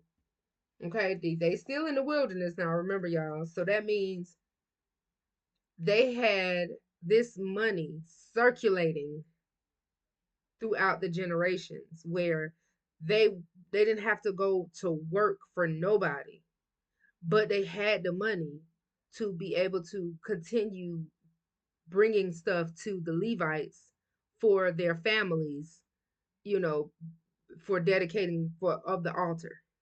Yeah, that is amazing to me. Okay. On the second day, Nathaniel, the son of Zoar, prince of Issachar, did offer. He offered for his offering 1 silver charger, the weight there whereof was 130 shekels, 1 silver bowl of 70 shekels, after the shekel of the sanctuary, both of them full of fine flour mingled with oil for a meat offering. one spoon of gold of 10 shekels full of incense. Now, everybody bringing all of this stuff. And then that made sure that the Levites had their portion because they was bringing this to Yah, and the Levites were Yah's portion. His, that was his portion. And so because they were a part of Yah's portion, they automatically got some of this stuff. And that's beautiful. That was sharing amongst the people, like literally sharing amongst the people. 21 spoon of gold of 10 shekels full of incense, one young bullock, one ram, one lamb of the first year for a burnt offering, one kid of the goats for a sin offering, and for a sacrifice of peace offerings, 2 oxen, 5 rams, 5 he goats, 5 lambs of the first year. This was the offering of Nathaniel, the son of Zorar. On the third day, Eliab, son of Helon, prince of children of Zebulun, did offer. His offering was 1 silver charger, the weight whereof was 130 shekels, 1 silver bowl of 70 shekels, after the shekel of the sanctuary, both of them full of fine flour mingled with oil for a meat offering, and 1 golden spoon of 10 shekels full of incense, one young bullock, 1 ram, 1 lamb of the first year for a burnt offering, one kid of the goats for a sin offering, for a sacrifice of peace offerings, 2 oxen, 5 rams, 5 he goats, 5 lambs of the first year. This was the offering of Eliab, the son of Helon. On the fourth day, Eliezer, Eliz, Eli, Eliezer, the son of Shedeur, prince of the children of Reuben, did offer. His offering was 1 silver charger of the weight of 130 shekels, 1 silver bowl of 70 shekels, after the shekel of the sanctuary, both of them full of fine flour mingled with oil for a meat offering, 1 golden spoon of 10 shekels full of incense, 1 bullock, 1 ram, 1 lamb of the first year for a burnt offering, 1 kid of goats for a sin offering, and for a sacrifice of peace offerings, 2 oxen, 5 rams, 5 he goats, 5 lambs of the first year. This was the offering of Eleazar, the son of Shedeur. On the fifth day, Shelumiel, the son of Zurishaddai, prince of the children of Simeon, did offer. His offering was the same, pretty much, was 1 silver charger, the weight whereof was 130 shekels, 1 silver bowl of 70 shekels, after the shekel of the sanctuary, both of them full of fine flour mingled with oil for a meat offering. The golden spoon of 10 shekels full of incense. Now it says both of them full of fine flour mingled with oil for a meat offering. Notice they didn't say that the animals were the meat. That's crazy. um, 1 golden spoon of 10 shekels full of incense, 1 young bullock, 1 ram, 1 lamb of the first year for a burnt offering, 1 kid of the goats for a sin offering, for a sacrifice of peace offering, 2 oxen, 5 rams, 5 he goats, 5 lambs of the first year. This was the offering of Shel, Shelumiel, the son of Zurishaddai. On the sixth day, Eliasaph, the son of Duel, prince of the children of Gad, offered. His offering was 1 silver charger of the weight of 130 shekels, a silver bowl of 70 shekels, after the shekel of the sanctuary, both of them full of fine flour mingled with oil for a meat offering, 1 golden spoon of 10 shekels full of incense, 1 young bullock, 1 ram, 1 lamb of the first year for a burnt offering, one kid of the goats for a sin offering, for a sacrifice of peace offering, 2 oxen, 5 rams, 5 he goats, 5 lambs of the first year. This was the offering of Eliasaph, the son of Deuel. On the seventh day, Elishama, the son of Amihud, Amihud, prince of the children of Ephraim, offered. His offering was 1 silver charger, the weight thereof was 130 shekels, 1 silver bowl of 70 shekels, after the shekel of the sanctuary, both of them full of fine flour mingled with oil for a meat offering. 1 golden spoon of 10 shekels, full of incense, 1 young bullock, 1 ram, 1 lamb of the first year for a burnt offering, 1 kid of the goats for a sin offering, and for a sacrifice of peace offering, 2 oxen, 5 rams, 5 he goats, 5 lambs of the first year. This was the offering of Elishama, son of Amihud. On the eighth day, offering Gamaliel, son of Pedazur, Peda, Peda, Pedazur, prince of the children of Manasseh.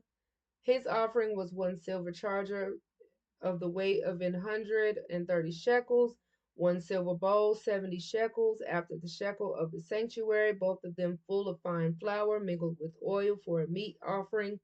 He repeats himself a lot.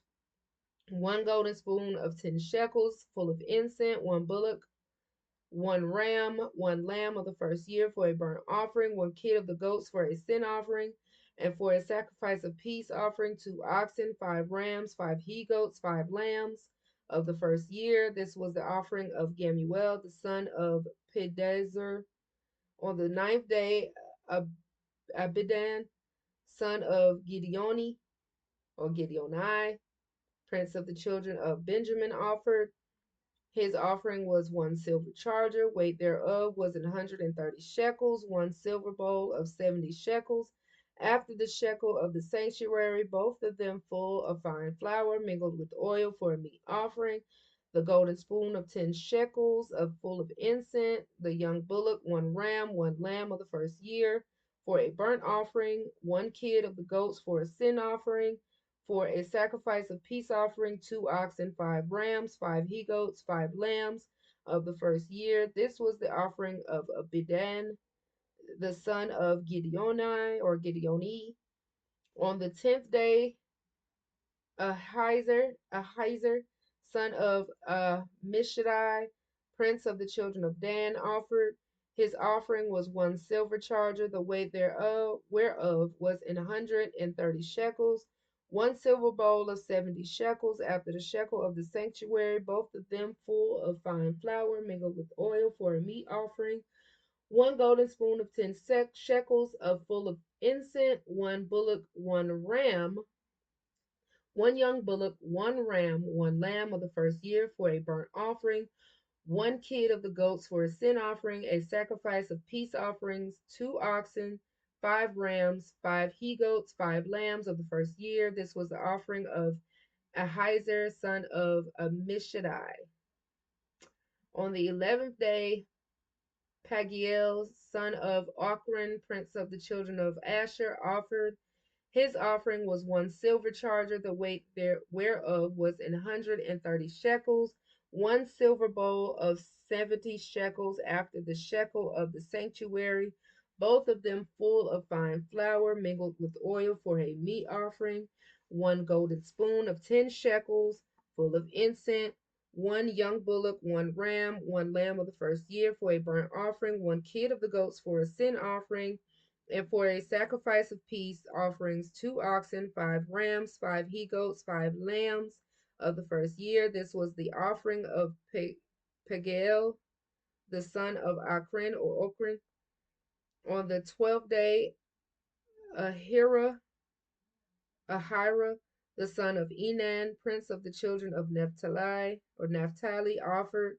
His offering was 1 silver charger, weight thereof was 130 shekels, 1 silver bowl, 70 shekels, after the shekel of the sanctuary, both of them full of fine flour mingled with oil for a meat offering, a golden spoon of 10 shekels full of incense, one young bullock, one ram, one lamb of the first year for a burnt offering, a kid of goats for the sin offering, for a sacrifice of peace, 2 oxen, 5 rams, 5 he goats, 5 lambs for of the first year. This was the offering of Ahira, son of Enan. This was the dedication of the altar in the day when it was anointed.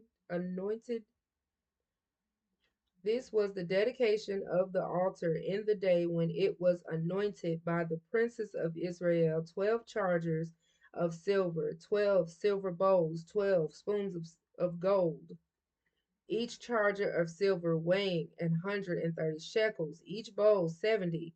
All the silver vessels weighed 2,400 shekels after the shekel of the sanctuary. The golden spoons were 12, full of incense, weighing 10 shekels apiece after the shekel of the sanctuary. Shekel of the sanctuary. All the gold of the spoons was 120 shekels. All the oxen for the burnt offering were 12 bullocks, the rams 12, the lambs of the first year 12, with their meat offering, and the kids of the goats for a sin offering 12. All of the oxen for the sacrifice of the peace offering were 20, and 4 bullocks and 60 rams, and he goats 60, the lamb of the first year 60. This was the dedication of the altar after it was anointed. And when Moshe was gone into the tabernacle of the congregation to speak with him, he had heard the voice of one speaking unto him from off the mercy seat that was upon the ark of the testimony, from between the 2 cherubims. And he spake unto him. Chapter 8. And Yahweh spake unto Moshe, saying, Speak unto Aaron, and say unto him, when thou lightest the lamps, the 7 lamps that shall give light over against the candlestick, menorah, 7, not 9, 7. And Aaron did so, and he lighted the lamps thereof over against the candlestick as Yahweh commanded Moshe. And this work of the candlestick was of beaten gold, unto the shaft thereof, unto the flowers thereof was beaten work, according unto the pattern which Yahweh had showed Moshe. So he made the candlestick. And Yahweh spake unto Moshe, saying, Take the Levites from among the children of Israel and cleanse them, and thus shalt thou do unto them to cleanse them, sprinkle water of purifying upon them, and let them shave all their flesh, and let them wash their clothes, so make themselves clean. And let them take a young bullock with his meat offering, even fine flour mingled with oil, and another young bullock shalt thou take for a sin offering. And thou shalt bring the Levites before the tabernacle of the congregation, and thou shalt gather the whole assembly of the children of Israel together. And thou shalt bring the Levites before Yahweh, and the children of Israel shall put their hands upon the Levites.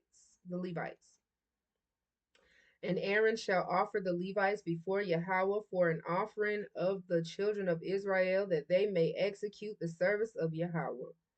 And the Levites shall lay their hands upon the heads of the bullocks that thou shalt offer, the one for a sin offering, and the other for a burnt offering unto Yahweh, to make an atonement for the Levites.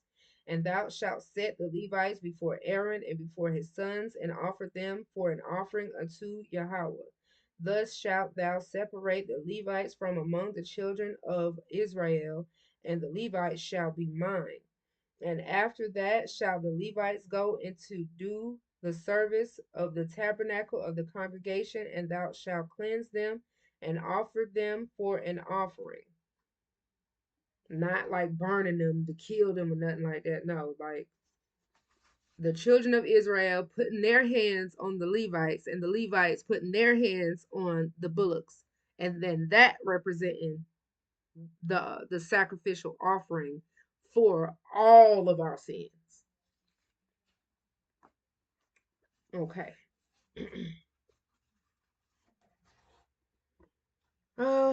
Where we at? 16. For they are holy, given unto me from among the children of Israel, instead of such as open every womb, even instead of the firstborn of all the children of Israel have I taken them unto me. For all the firstborn of the children of Israel are mine, both man and beast, on the day that I smote every firstborn in the land of Egypt, Mizraim, I sanctified them for myself.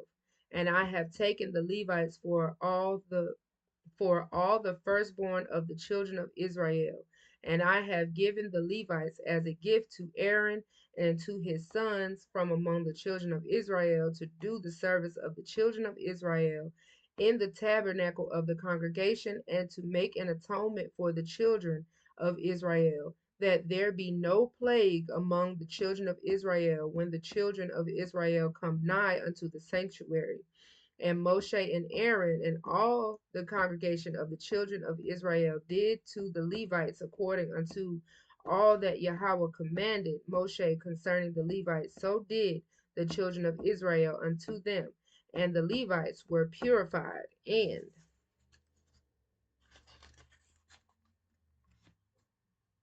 they washed their clothes, and Aaron offered them as an offering before Yahweh, and Aaron made an atonement for them to cleanse them. And after that went the Levites in to do their service in the tabernacle of the congregation before Aaron and before his sons, as Yahweh had commanded Moshe concerning the Levites, so did they unto them.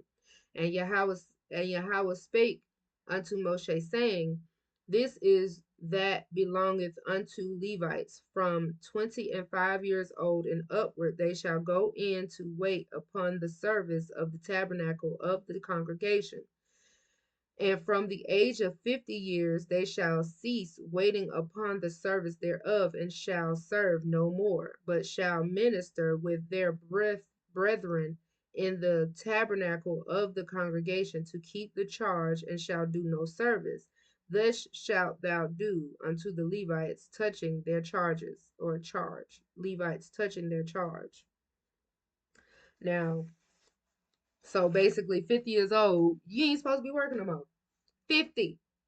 I think they done pushed the number up to like 60 or so for like retirement age.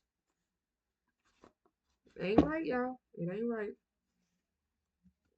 And the crazy part is they know that this stuff is we're not supposed to have to pay for nothing. We we shouldn't have to struggle, y'all. This is crazy. It's really crazy.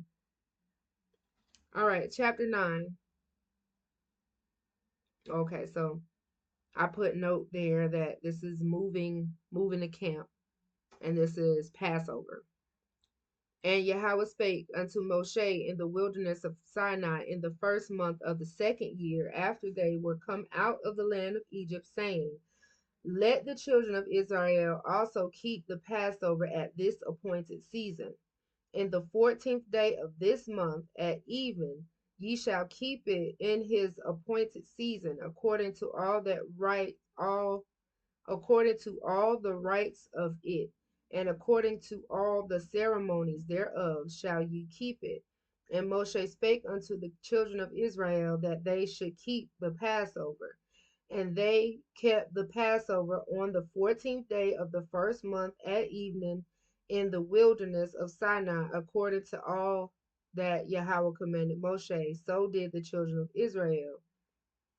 And there were certain men who were defiled by the dead body of a man, that they could not keep the Passover on that day.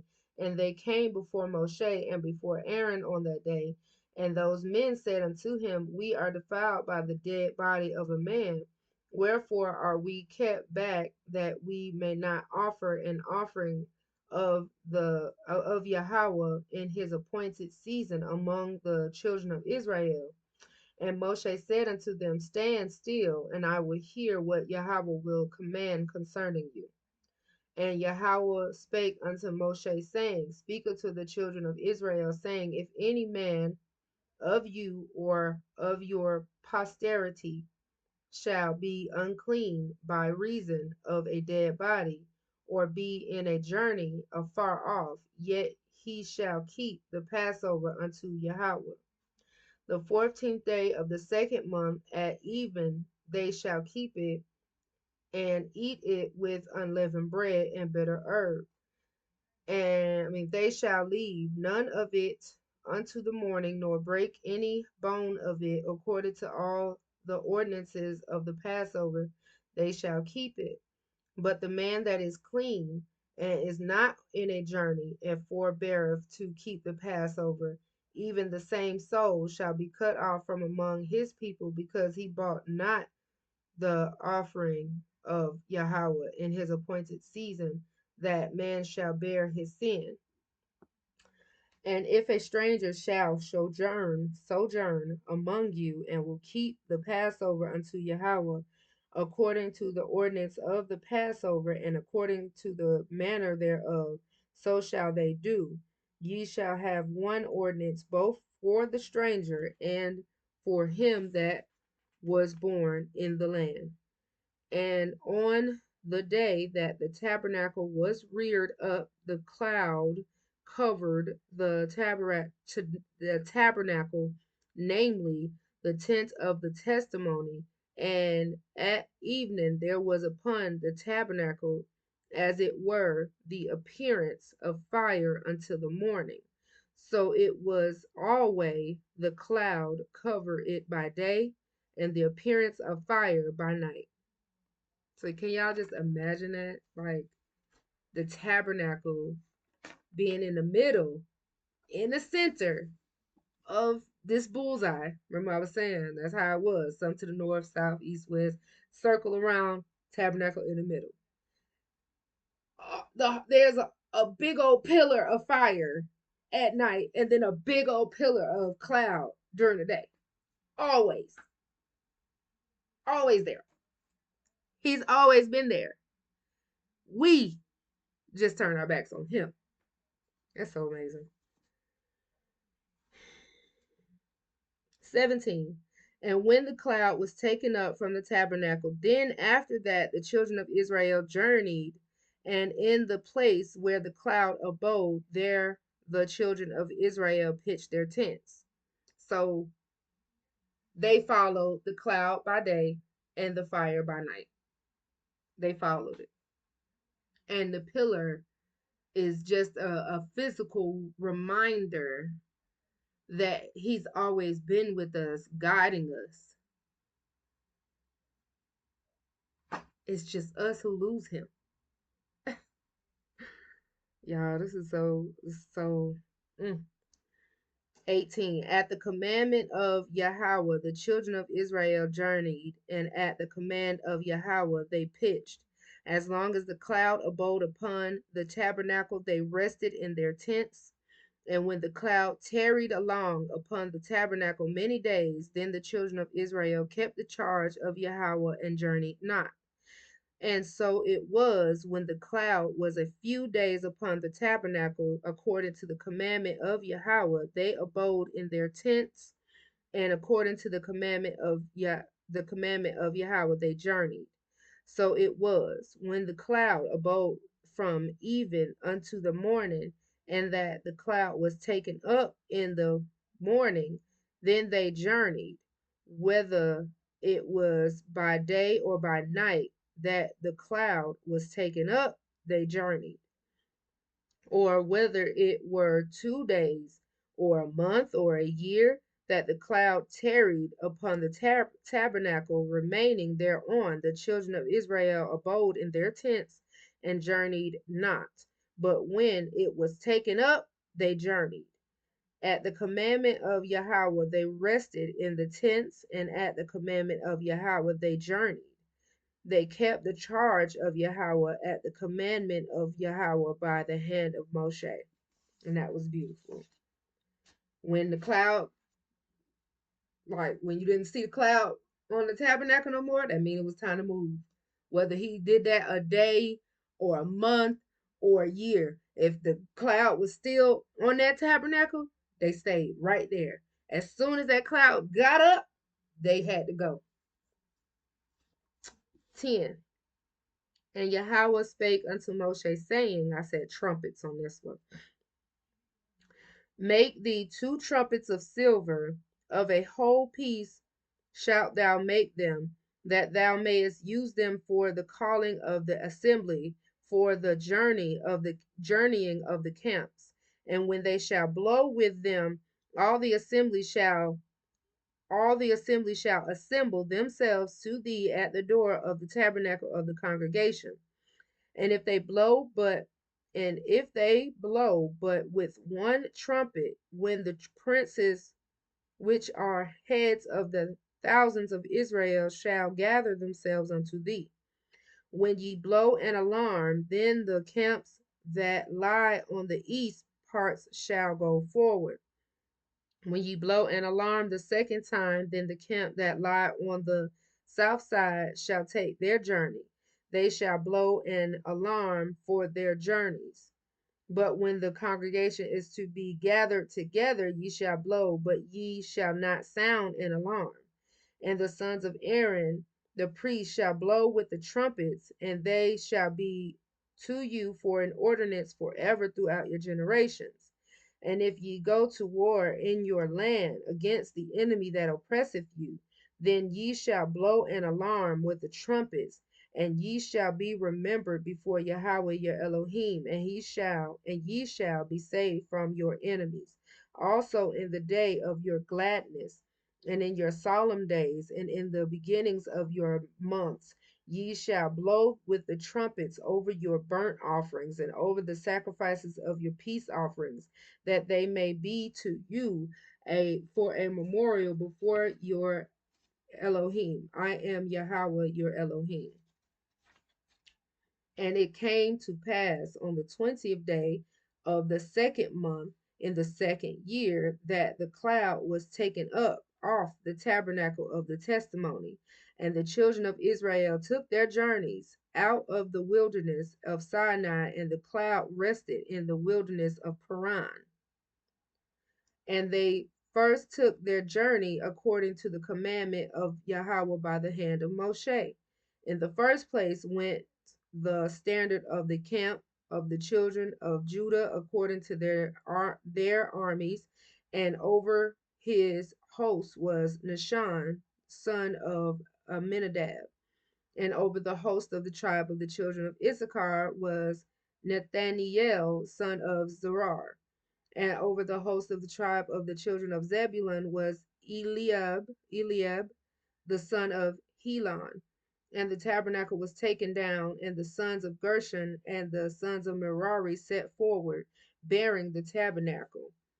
And the standard of the camp of Reuben set forward according to their armies, and over his host was Eleazar, the son of Shedeur.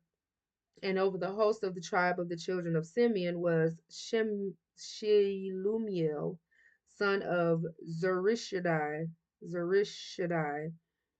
And over the host of the tribe of the children of Gad was Elisaph, the son of Deuel, Deuel, you saw that with Deuel. And the Kohathites set forward, bearing the sanctuary, and the over did set up the tabernacle against they came. And the standard of the camp of the children of Ephraim set forward according to their armies, and over his host was Elishama, son of Amminihud. And over the host of the tribe of the children of Manasseh was Gamaliel, son of Pedazur. Over the host of the tribe of the children of Benjamin was Abidin, son of Gideoni. And the standard of the camp of the children of Dan set forth, which was the reward of all the camps throughout their hosts. And over his host was Ahiezer, son of Ammishaddai. And over the host of the tribe of the children of Asher was Pagiel, son of Ochran. Over the host of the tribe of the children of Naphtali was Ahara, the son of Enan. Thus were the journeys of the children of Israel according to their armies when they set forth. And Moshe said unto Hobab, the son of Ruel, the Midianite, Moshe's father-in-law, we were journeying unto the place of which Yahweh said, I will give it to you. Come thou with us, and we will do thee good, for Yahweh hath spoken good concerning Israel. And he said unto him, I will not go, but I will depart to mine own land and to my kindred. And he said, leave us not, I pray thee, for as much as thou knowest how we are to encamp in the wilderness, and thou mayest be to us instead of eyes. And thou mayest be to us instead of eyes. And it shall be, if thou go with us, yea, it shall be that what goodness the Yahweh shall do unto us, the same will do unto thee. And they departed from the mount of Yahweh 3 days' journey, and the ark of the covenant of Yahweh went before them in the 3 days' journey to search out a resting place for them. This is why I'm wondering now today, where is the ark of the covenant and who has been touching it? That's my question. Who has been touching it? Who touched it? And how did they survive? 34. And the cloud of Yahweh was upon them by day when they went out of the camp. And it came to pass when the ark set forth that Moshe said, rise up, Yahweh, and let thine enemies be scattered, and let them that hate thee flee before thee. And when it rested, he said, return, O Yahweh, unto the many thousands of Israel. This next thing I said, chapter 11. Something. I don't know what I said. I did that too small. I don't really remember what I put, but it was a note there. Chapter 11. And when the people complained about displeased, and when the people complained, it displeased Yahweh, and Yahweh heard it, and his anger was kindled, and the fire of Yahweh burned among them and consumed them that were in the uttermost parts of the camp. And the people cried unto Moshe, and when Moshe prayed unto Yahweh, the fire was quenched. And he called the name of the place Taberah, because the fire of Yahweh burned among them. And see that part right there when we was complaining and Yah was pissed, that was that Egypt in us that we didn't get out. But he physically brought us out of Egypt. Okay. 4. And the mixed multitude that was among them fell a lusting. The mixed multitude. Okay. Now Yah gave mercy to all of Israel and that mixed multitude. So that was the Egyptians that, you know, put the blood on the doorpost. They believed what Yah was saying. So they got to leave as well. But that mixed multitude was not really us, you know. They were not us. They were just the ones that obeyed at that pertinent time so that they and their families wouldn't have got messed up with all the other Egyptians that got messed up. But that mixed multitude was, I would say, symbolically the leaven in us. Yeah, I would say that. Because he just thought to put that right there.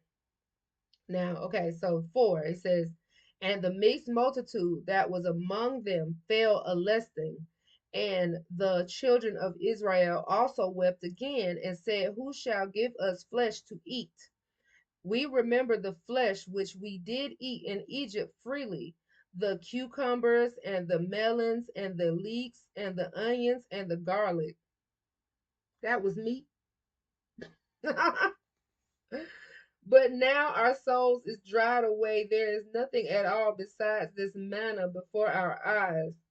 And the manna was a coriander. What I mean, and the manna was as coriander seed, and the color thereof as the color of bdellium. I don't know. And the people went about and gathered it and ground it in mills or beat it in a mortar and baked it in pans and made cakes of it. And the taste of it was the taste of fresh oil. And when the dew fell upon the camp in the night, the manna fell upon it. Then Moshe heard the people weeping throughout their families, every man in the door of his tent, and the anger of Yahweh was kindled greatly. Moshe also was displeased. And Moshe said unto Yahweh, wherefore hast thou afflicted thy servant? And wherefore have I not found favor in thy sight, that thou layest the burden of all these people upon me? I feel you, Moshe. I have conceived all these people. No, have I conceived all these people? Have I begotten them, that thou shouldest say unto me, carry them in thy bosom, as a nursing father beareth the suckling child unto the land which thou swearest unto their fathers? Whence should I have flesh to give unto all these people? For they weep unto me, saying, give us flesh that we may eat. I am not able to bear all this people alone, because it is too heavy for me. Heavy is the head that wears the crown, Moshe. Heavy is the head that wears the crown. 15. And if thou deal thus with me, kill me, I pray thee, for I. And if thou deal thus with me, kill me, I pray thee, out of hand, if I have found favor in thy sight, and let me not see my wretchedness. And Yahweh said unto Moshe, gather unto me 70 men of the elders of Israel, whom thou knowest to be the elders of the people, and officers over them, and bring them unto the tabernacle of the congregation, that they may stand there with thee. I will come down and talk with thee there, and I will take of the Spirit which is upon thee, and will put it upon them, and they shall bear the burden of the people with thee, that thou bear it not thyself alone. And y'all had some, he was like, okay, I understand, I get it, because yeah, they some headaches. Yes, yes, they some headaches. Okay, and 18. And say thou unto the people, sanctify yourselves against tomorrow, and ye shall eat flesh, for ye have wept into the ears of Yahweh, saying, who shall give us flesh to eat? For it was well with us in Egypt. Therefore Yahweh will give you flesh, and ye shall eat. Ye shall not eat 1 day, nor 2 days, nor 5 days, neither 10 days, nor 20 days, but even a whole month, until it come out your nostrils. That's my favorite part, y'all. Like, God was so bad. He was like, you know what? I'm gonna give y'all some freaking meat. I'm gonna give you meat till you can't take it no more. It's coming out your nostrils. Huh. It's coming out your nostrils. Okay. And it be loathsome unto you, because that ye have despised Yahweh which is among you, and have wept before him, saying, why came we forth out of Egypt? Y'all still had Egypt in y'all heart. We still had Egypt in our heart. Even though y'all physically took us out of there, our internal was rooted in us. It was rooted in us. Mm. 21. And Moshe said, the people among who I am, and Moshe said, the people among whom I am are 600,000 footmen, and thou hast said, I will give them flesh that they may eat a whole month. Shall the flocks and the herds be slain for them? to suffocate them? Or shall all the flesh of the sea be gathered together for them to suffice them? Like, to suffice them, not suffer for them, but to suffice them. Or shall all the flesh of the sea be gathered together for them to suffice them? And Yahweh said unto Moshe, is Yahweh's hand waxen short? Thou shalt see now whether my words shall come to pass unto thee or not. And Moshe went out and told the people the words of Yahweh, and gathered the 70 men of the elders of the people, and set them round about the tabernacle. And Yahweh came down in a cloud and spake unto him, and took of the spirit that was upon him, and gave it unto the 70 elders. And it came to pass that when the spirit rested upon them, they prophesied and did not cease. But there remained two of the men in the camp. The name of the one was Eldad, and the name of the other Medad. Eldad and Medad.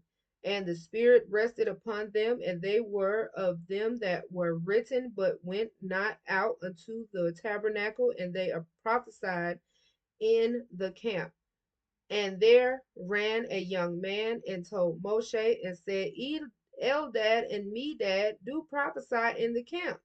And Joshua, son of Nun, the servant of Moshe, one of his young men, answered and said, My Adonai, Moshe, forbid them.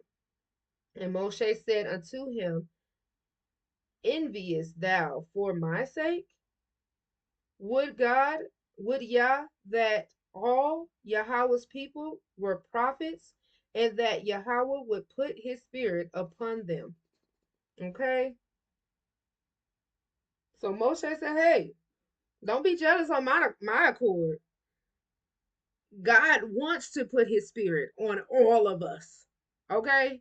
So we ain't got to interpret or nothing for nobody, because the spirit is amongst all of us and on all of us.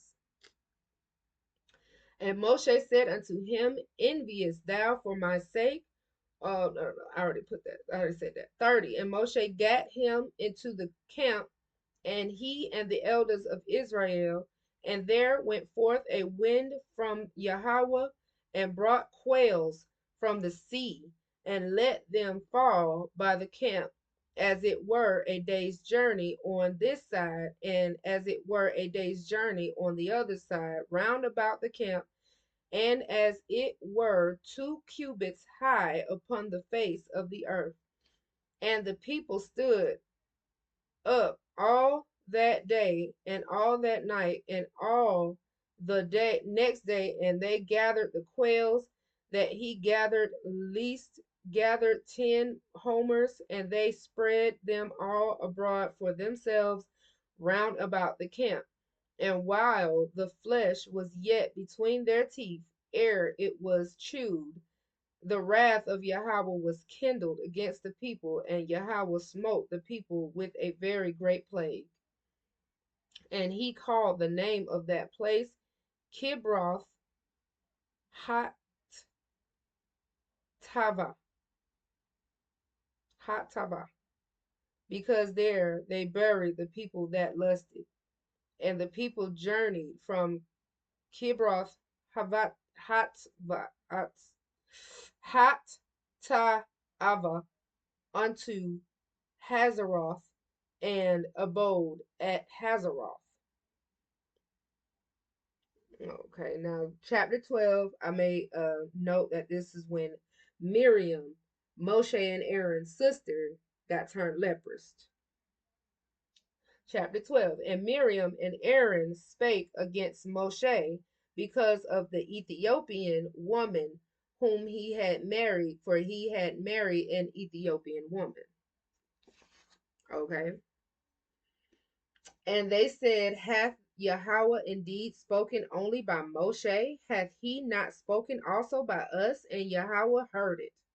Now the man Moshe was very meek, above all the men which were upon the face of the earth. And Yahweh spake suddenly unto Moshe and unto Aaron and unto Miriam, Come out ye three unto the tabernacle of the congregation. And they three came out. And Yahweh came down in the pillar of cloud and stood in the door of the tabernacle and called Aaron and Miriam, and they both came forth. And he said, Hear now my words. If there be a prophet among you, I Yahweh will make myself known unto him in a vision, and will speak unto him in a dream. My servant Moshe is not so, who is faithful in all mine house. With him will I speak mouth to mouth, even apparently, and not in dark speeches, and the similitude of Yahweh shall he behold. Wherefore then were ye not afraid to speak against my servant Moshe? And the anger of Yahweh was kindled against them, and he departed. And the cloud departed from off the tabernacle, and behold, Miriam became leprous, white as snow. And Aaron looked upon Miriam, and behold, she was leprous. And Aaron said unto Moshe, Alas, my Adonai, I beseech thee, lay not the sin upon us wherein we have done foolishly, and wherein we have sinned. Let her not be dead, as one dead of whom the flesh is half consumed when he cometh out of his mother's womb. And Moshe cried out unto Yahweh, saying, Heal her now, O Elohim, I beseech thee. And Yahweh said unto Moshe, If her father had put spit in her face, should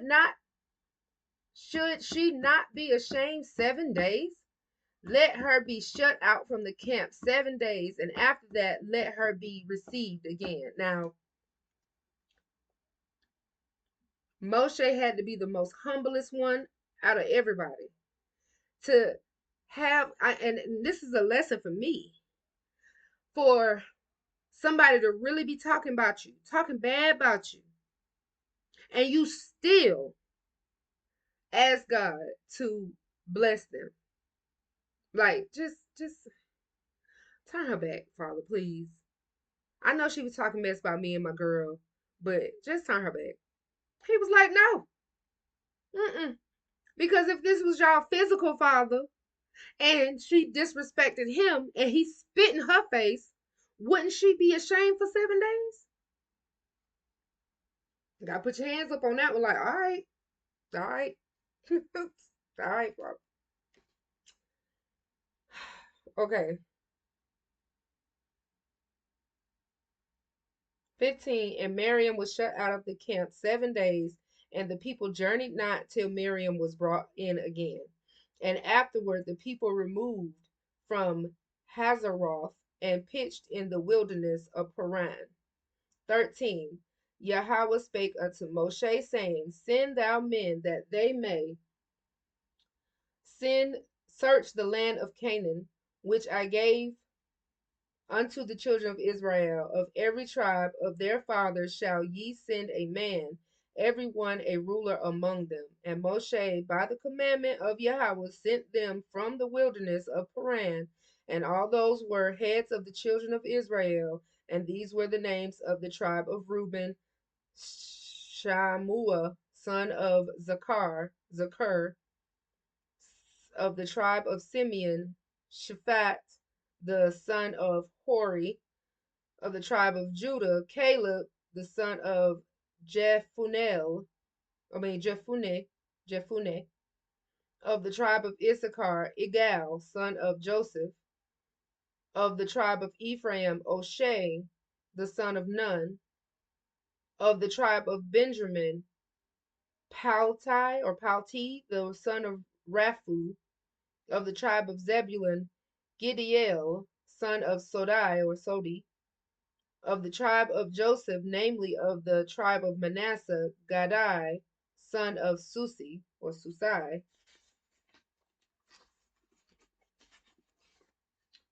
of the tribe of Dan, Amiel, the son of Gamali, tribe of Asher, Sether, son of Michael, tribe of Naphtali, Nabai, son of Vasai, of the tribe of Gad, Jeuel, son of Machai. These are the names of the men which Moshe sent to spy on the land. And Moshe called Oshay, the son of Nun, Jehoshua. Jehoshua. So his real name was Oshay. So, I mean, Jehoshua, I would say that that's Yeshua. That's Yeshua. That further lets me know that that was not Yahweh's name, the actual Messiah when he showed up. That was not his name. So all these Yehoshua, Yahshua, Yah, I know it got Yah in it, but Yah saves is his actual name. Yahweh saves. Yahweh Shai. Yahweh Shai. Like Yahweh saves. That's it. All right. And Moshe sent them to spy out the land of Canaan and said unto them, Get you up this way southward and go up into the mountain and see the land and see the land what it is, and the people that dwelleth therein, whether they be strong or weak, few or many, and what the land is that they dwell in, whether it be good or bad, and and what cities they be that they dwell in, whether in tents or in strongholds, and what the land is, whether it be fat or lean, whether there be good therein or not. And be ye of good courage, and bring of the fruit of the land. Now the time was the time of the first ripe grapes. So they went up and searched the land from the wilderness of Zin unto Rehob, as men come to Hamath. And they ascended by the south and came unto Hebron, where Ahiman, Seshai, and Talmai, the children of Anak, were. Now Hebron was built 7 years before Zoan in Egypt. And they came unto the brook of Eshol, and cut down from thence a bench with one cluster of grapes, and they bare it between two upon a staff, the staff, upon a staff, and they brought of the pomegranates of the figs. The place was called the brook Eshol, because of the cluster of grapes which the children of Israel cut down from thence. And they returned from searching of the land after 40 days. So it was time for them to go view the promised land. And a couple of them went, one from each tribe. The eldest son from each tribe went, and their job was to see what they see, what the people look like, what their houses look like, what the land looked like just describe to us what's going on over there. Okay. 25, no, I'm sorry, 26, and they did that for 40 days. And they went and came to Moshe and Aaron and to all the congregation of the children of Israel unto the wilderness of Paran to Kadesh, and brought back word unto them and unto all the congregation, and showed them the fruit of the land. And they told him and said, We came unto the land whither thou sentest us, and surely it floweth with milk and honey, and this is the fruit of it. The Americas is the land that floweth with milk and honey. Nevertheless, the people be strong that dwell in the land, and the cities are walled and very great. And moreover, we saw the children of Anak there. So I would say, I don't know, let me not say nothing. The Amalekites dwell in the land of the south, and the Hittites and the Jebusites and the Amorites dwell in the mountains, and the Canaanites dwell by the sea, and by the coast of Jordan. And Caleb stilled the people before Moshe and said, "Let us go up at once and possess it, for we are well able to overcome it." But the men that went up with him said, "We won't be able to go up against the people, for they are stronger than we." And they brought up an evil report of the land which they had searched unto the children of Israel, saying, "The land through which we have gone to search it is a land that eateth up the inhabitants thereof, and all the people that we saw in it are men of great stature." So the giants, the Nephilim babies, they were people of great stature. The same one, like somewhat similar to the same one that David fought, the Nephilim, the fallen angels' children.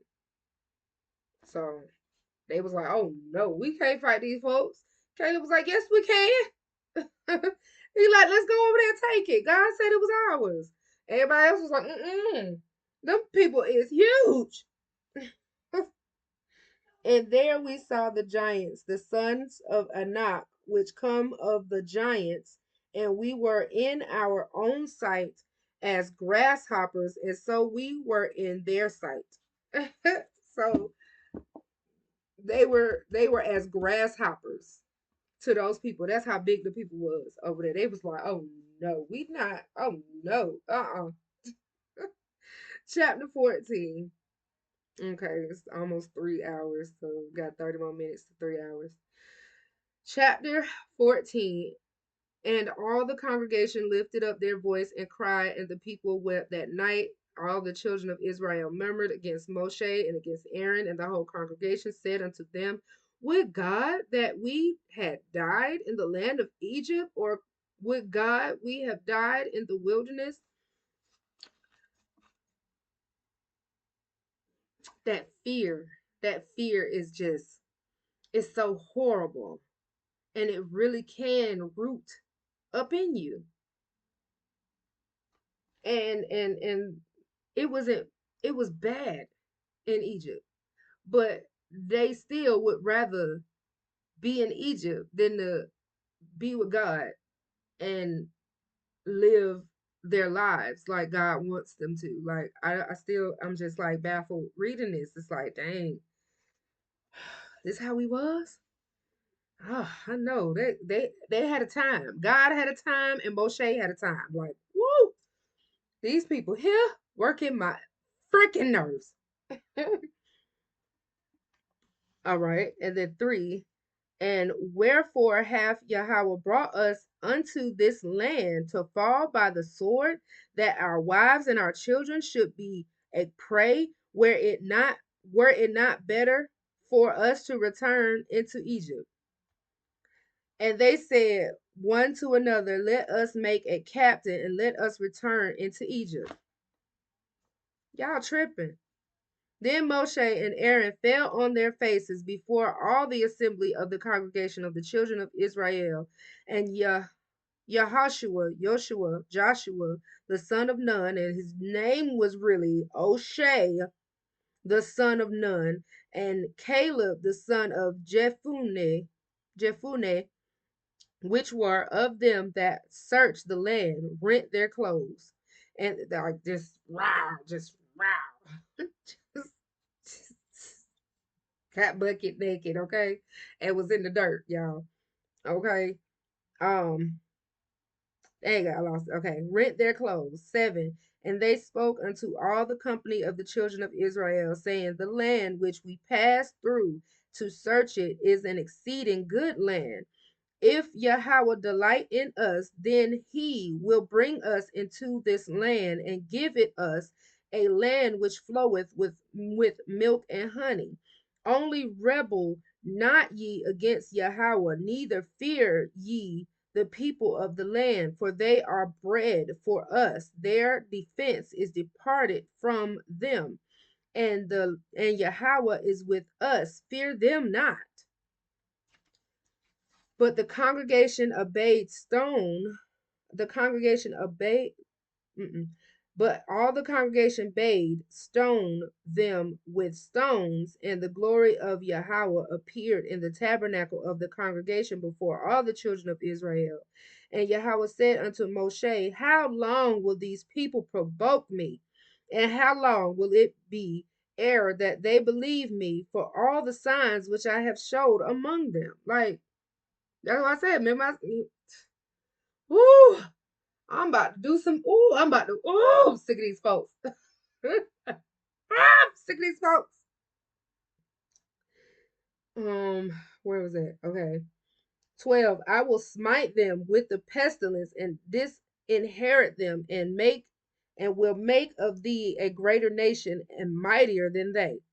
And Moshe said unto Yahweh, then the Egyptians shall hear it, for thou broughtest us this people in thy might from among them, and they will tell it to the inhabitants of this land, for they have heard that thou, Yahweh, art among these people, and that thou, Yahweh, art seen face to face, and that thy cloud standeth over them, and that thou goest before them by daytime in a pillar of cloud and in a pillar of fire by night. Now, if thou shalt kill all these people as one man, then the nations which have heard the fame of thee will speak, saying, because Yahweh was not able to bring his people into the land which he sware unto them, therefore he hath slain them in the wilderness. And now I beseech thee, let the power of my Adonai be great, according as thou hast spoken, saying, Yahweh is long suffering and of great mercy, forgiving iniquity and transgression, and by no means clearing the guilty, visiting the iniquity of the fathers upon the children unto the third and fourth generation. That's what we dealing with, y'all. We are dealing with their iniquities. Like it or not. Pardon, I beseech thee, the iniquity of this people according unto the greatness of thy mercy, and as thou hast forgiven this people from Egypt even unto now.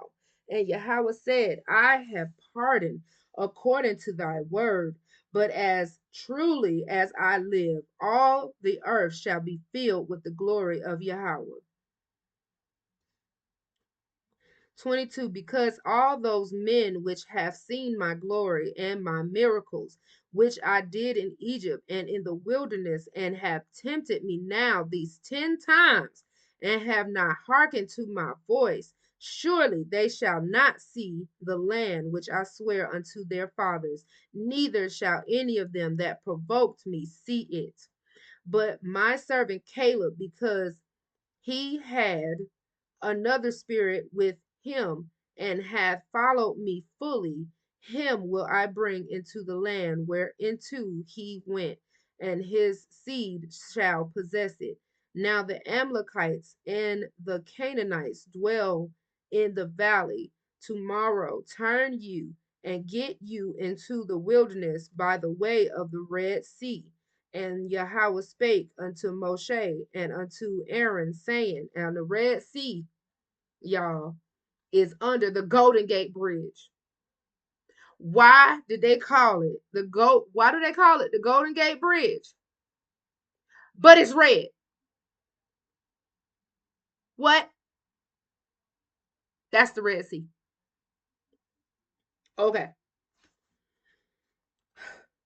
And Yahweh spake unto Moshe and unto Aaron, saying, how long shall I bear with this evil congregation which murmur against me? I have heard the murmurings of the children of Israel, which they have murmured against me. And so, yeah, like, I mean, y'all, it's so deep. Like, literally, when we think we just thinking out loud or thinking within ourselves, God hears all of that. He hears it. So crazy, y'all. Let's see.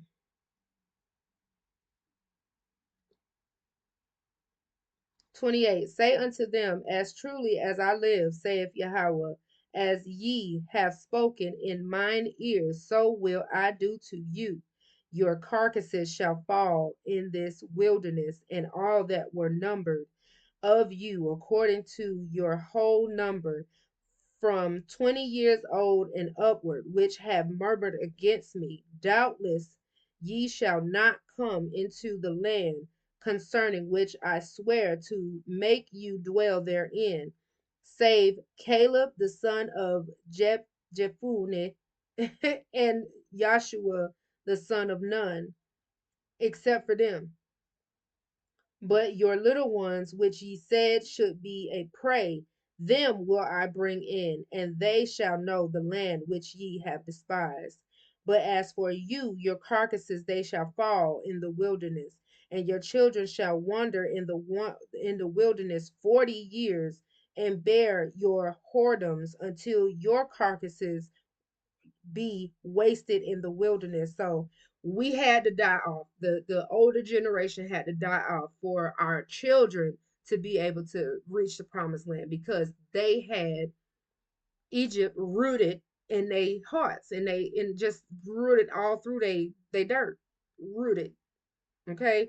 We have to uproot that. We gotta pull that stuff out of there. Mm. Whew. 34. After the number of the days in which ye search the land, even 40 days each day for a year shall ye bear your iniquities, even 40 years, and ye shall know my breach of promise. I, Yahweh, have said, I will surely do it unto all this evil congregation that are gathered together against me in the wilderness. They shall be consumed, and they shall die.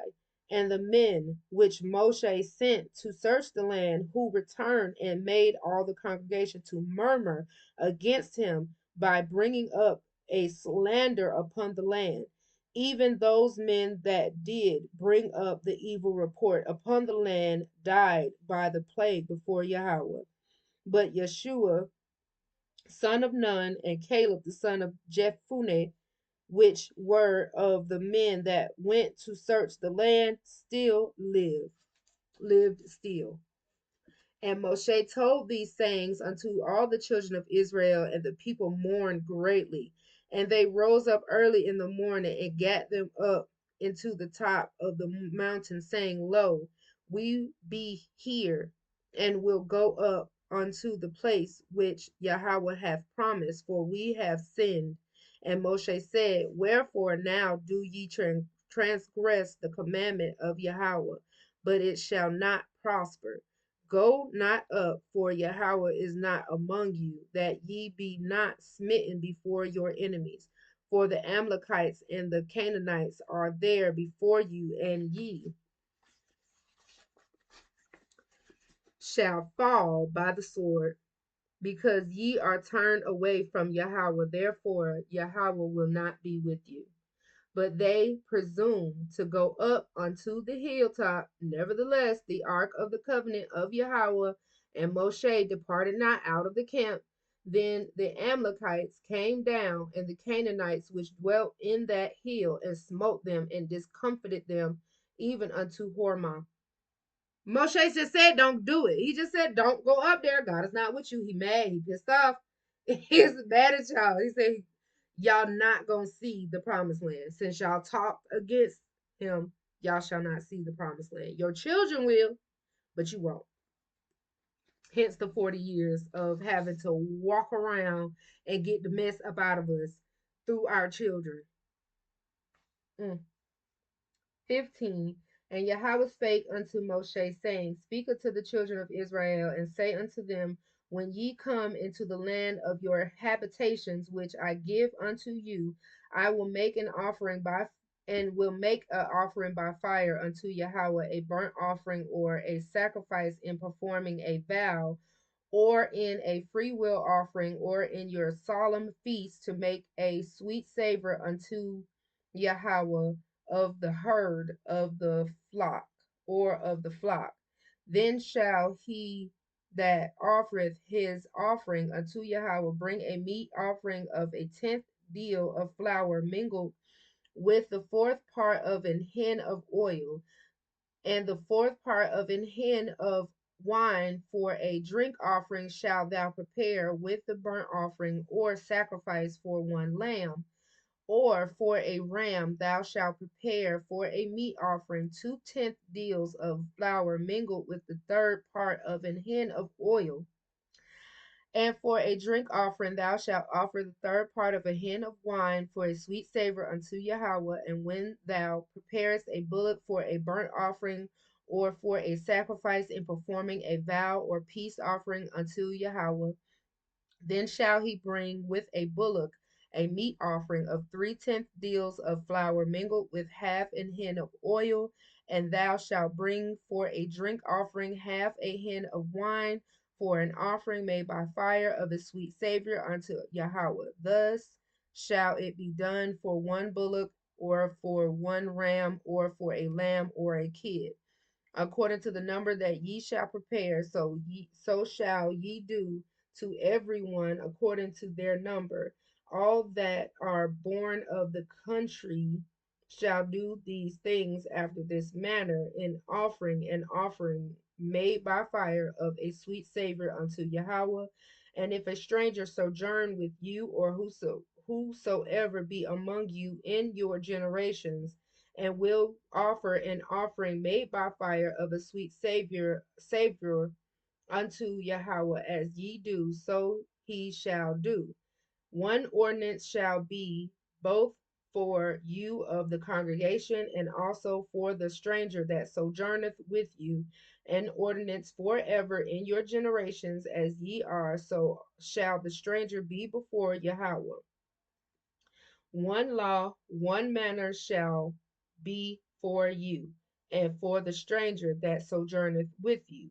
And Yahweh spake unto Moshe, saying, Speak unto the children of Israel, and say unto them, When ye come into the land whither I bring you, then it shall be that when ye eat of the bread of the land, ye shall offer up an heave offering unto Yahweh. Ye shall offer up a cake of the first of your dough for an heave offering, as ye do the heave offering of the threshing floor, so shall ye heave it. Of the first of your dough ye shall give unto Yahweh an heave offering in your generations. And if ye have erred and not observed all these commandments which Yahweh spake unto Moshe, which Yahweh hath spoken unto Moshe, even all that Yahweh hath commanded you by the hand of Moshe from the day that Yahweh commanded Moshe and henceforth among your generations. Then it shall be, if aught be committed by ignorance without the knowledge of the congregation, that all the congregation shall offer one young bullock for a burnt offering for a sweet savor unto Yahweh, this meat offering and his drink offering according to the manner, and one kid of the goats for a sin offering. The priest shall make an atonement for all the congregation of the children of Israel, and it shall be forgiven them, for it is ignorance. And they shall bring their offering, a sacrifice made by fire unto Yahweh, and their sin offering before Yahweh for their ignorance. And it shall be given all the congregation of the children of Israel, and the stranger that sojourneth among them, seeing all the people were in ignorance. And if any soul sin through ignorance, then he shall bring a she goat of the first year for a sin offering. And the priest shall make an atonement for the soul that sinneth ignorantly, when he sinneth by ignorance before Yahweh, to make an atonement for him. It shall be forgiven him. Ye shall have one law for him that sinneth through ignorance, both for him that is born among the children of Israel, and for the stranger that sojourneth among them. But the soul that doeth aught presumptuously, whether he be born, reproacheth Yahweh, and that soul shall be cut off from among his people. So if you sin ignorantly, you get a somewhat of a pass. You got to bring an offering. If you do it on purpose, ain't even don't even bring it. You good. You done? Like you done? Okay. 31. Because he hath despised the word of Yahweh and hath broken his commandment, that soul shall utterly be cut off. His iniquity shall be upon him. And while the children of Israel were in the wilderness, they found a man that gathered sticks upon the Sabbath day. And they that found him gathering sticks brought him unto Moshe and Aaron and unto all the congregation, and they put him inward because it was not declared what should be done to him. And Yahweh said unto Moshe, the man shall be surely put to death. All the congregation shall stone him with stones without the camp, like outside of the camp. And all the congregation brought him without the camp and stoned him with stones, and he died, as Yahweh commanded Moshe. And Yahweh spake unto Moshe, saying, Speak unto the children of Israel, and bid them that they make them fringes in the borders of their garments throughout their generations, and that they put upon the fringe of the borders a ribbon of blue. And it shall be unto you for a fringe, that ye may look upon it and remember all the commandments of Yahweh, and do them, that ye seek not after your own heart and your own eyes, after which ye use to go a whoring, that ye may remember that and do all my commandments, and be holy unto your God. I am Yahweh your Elohim, which brought you out of the land of Egypt, to be your God. I am Yahweh your God. 16. Now Korah, well, we're going to stop right there. Like, we're supposed to wear fringes. The girl's supposed to wear dresses. And then we're supposed to, and I could just show y'all a little bit, but I don't know if y'all can see it. But we are supposed to, this is my skirt, border blue fringes. Okay? Border blue and fringes.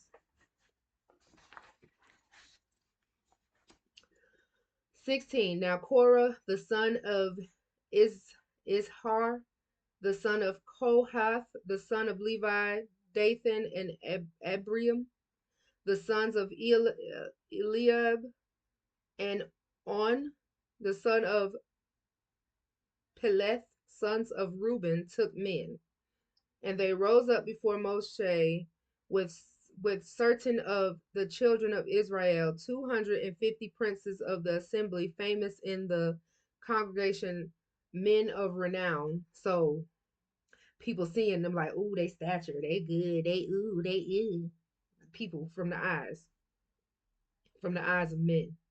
And they gathered themselves together against Moshe and against Aaron, and said unto them, Ye take too much upon you, seeing all the congregation are holy, every one of them, and Yahweh is among them.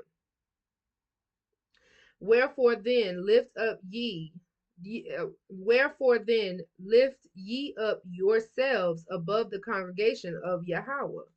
And when Moshe heard it, he fell upon his face. Here we go again. Everybody want to try to be like Moshe.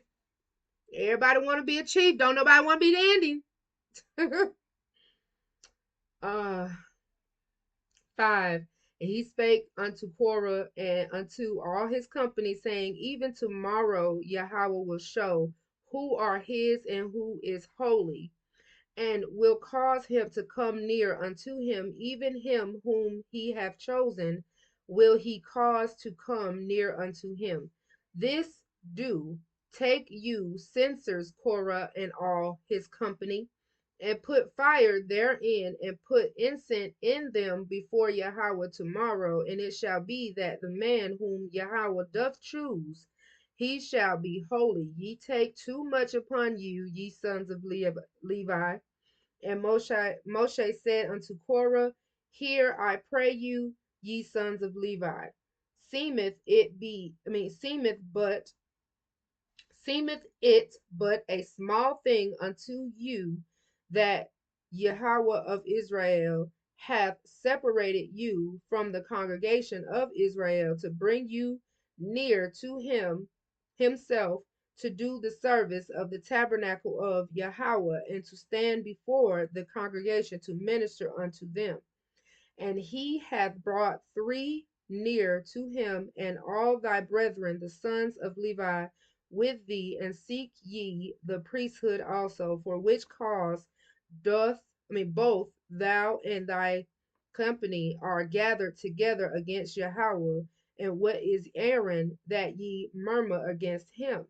And Moshe sent to call Dathan and Abiram, sons of Eliab, which said, We will not come up. Is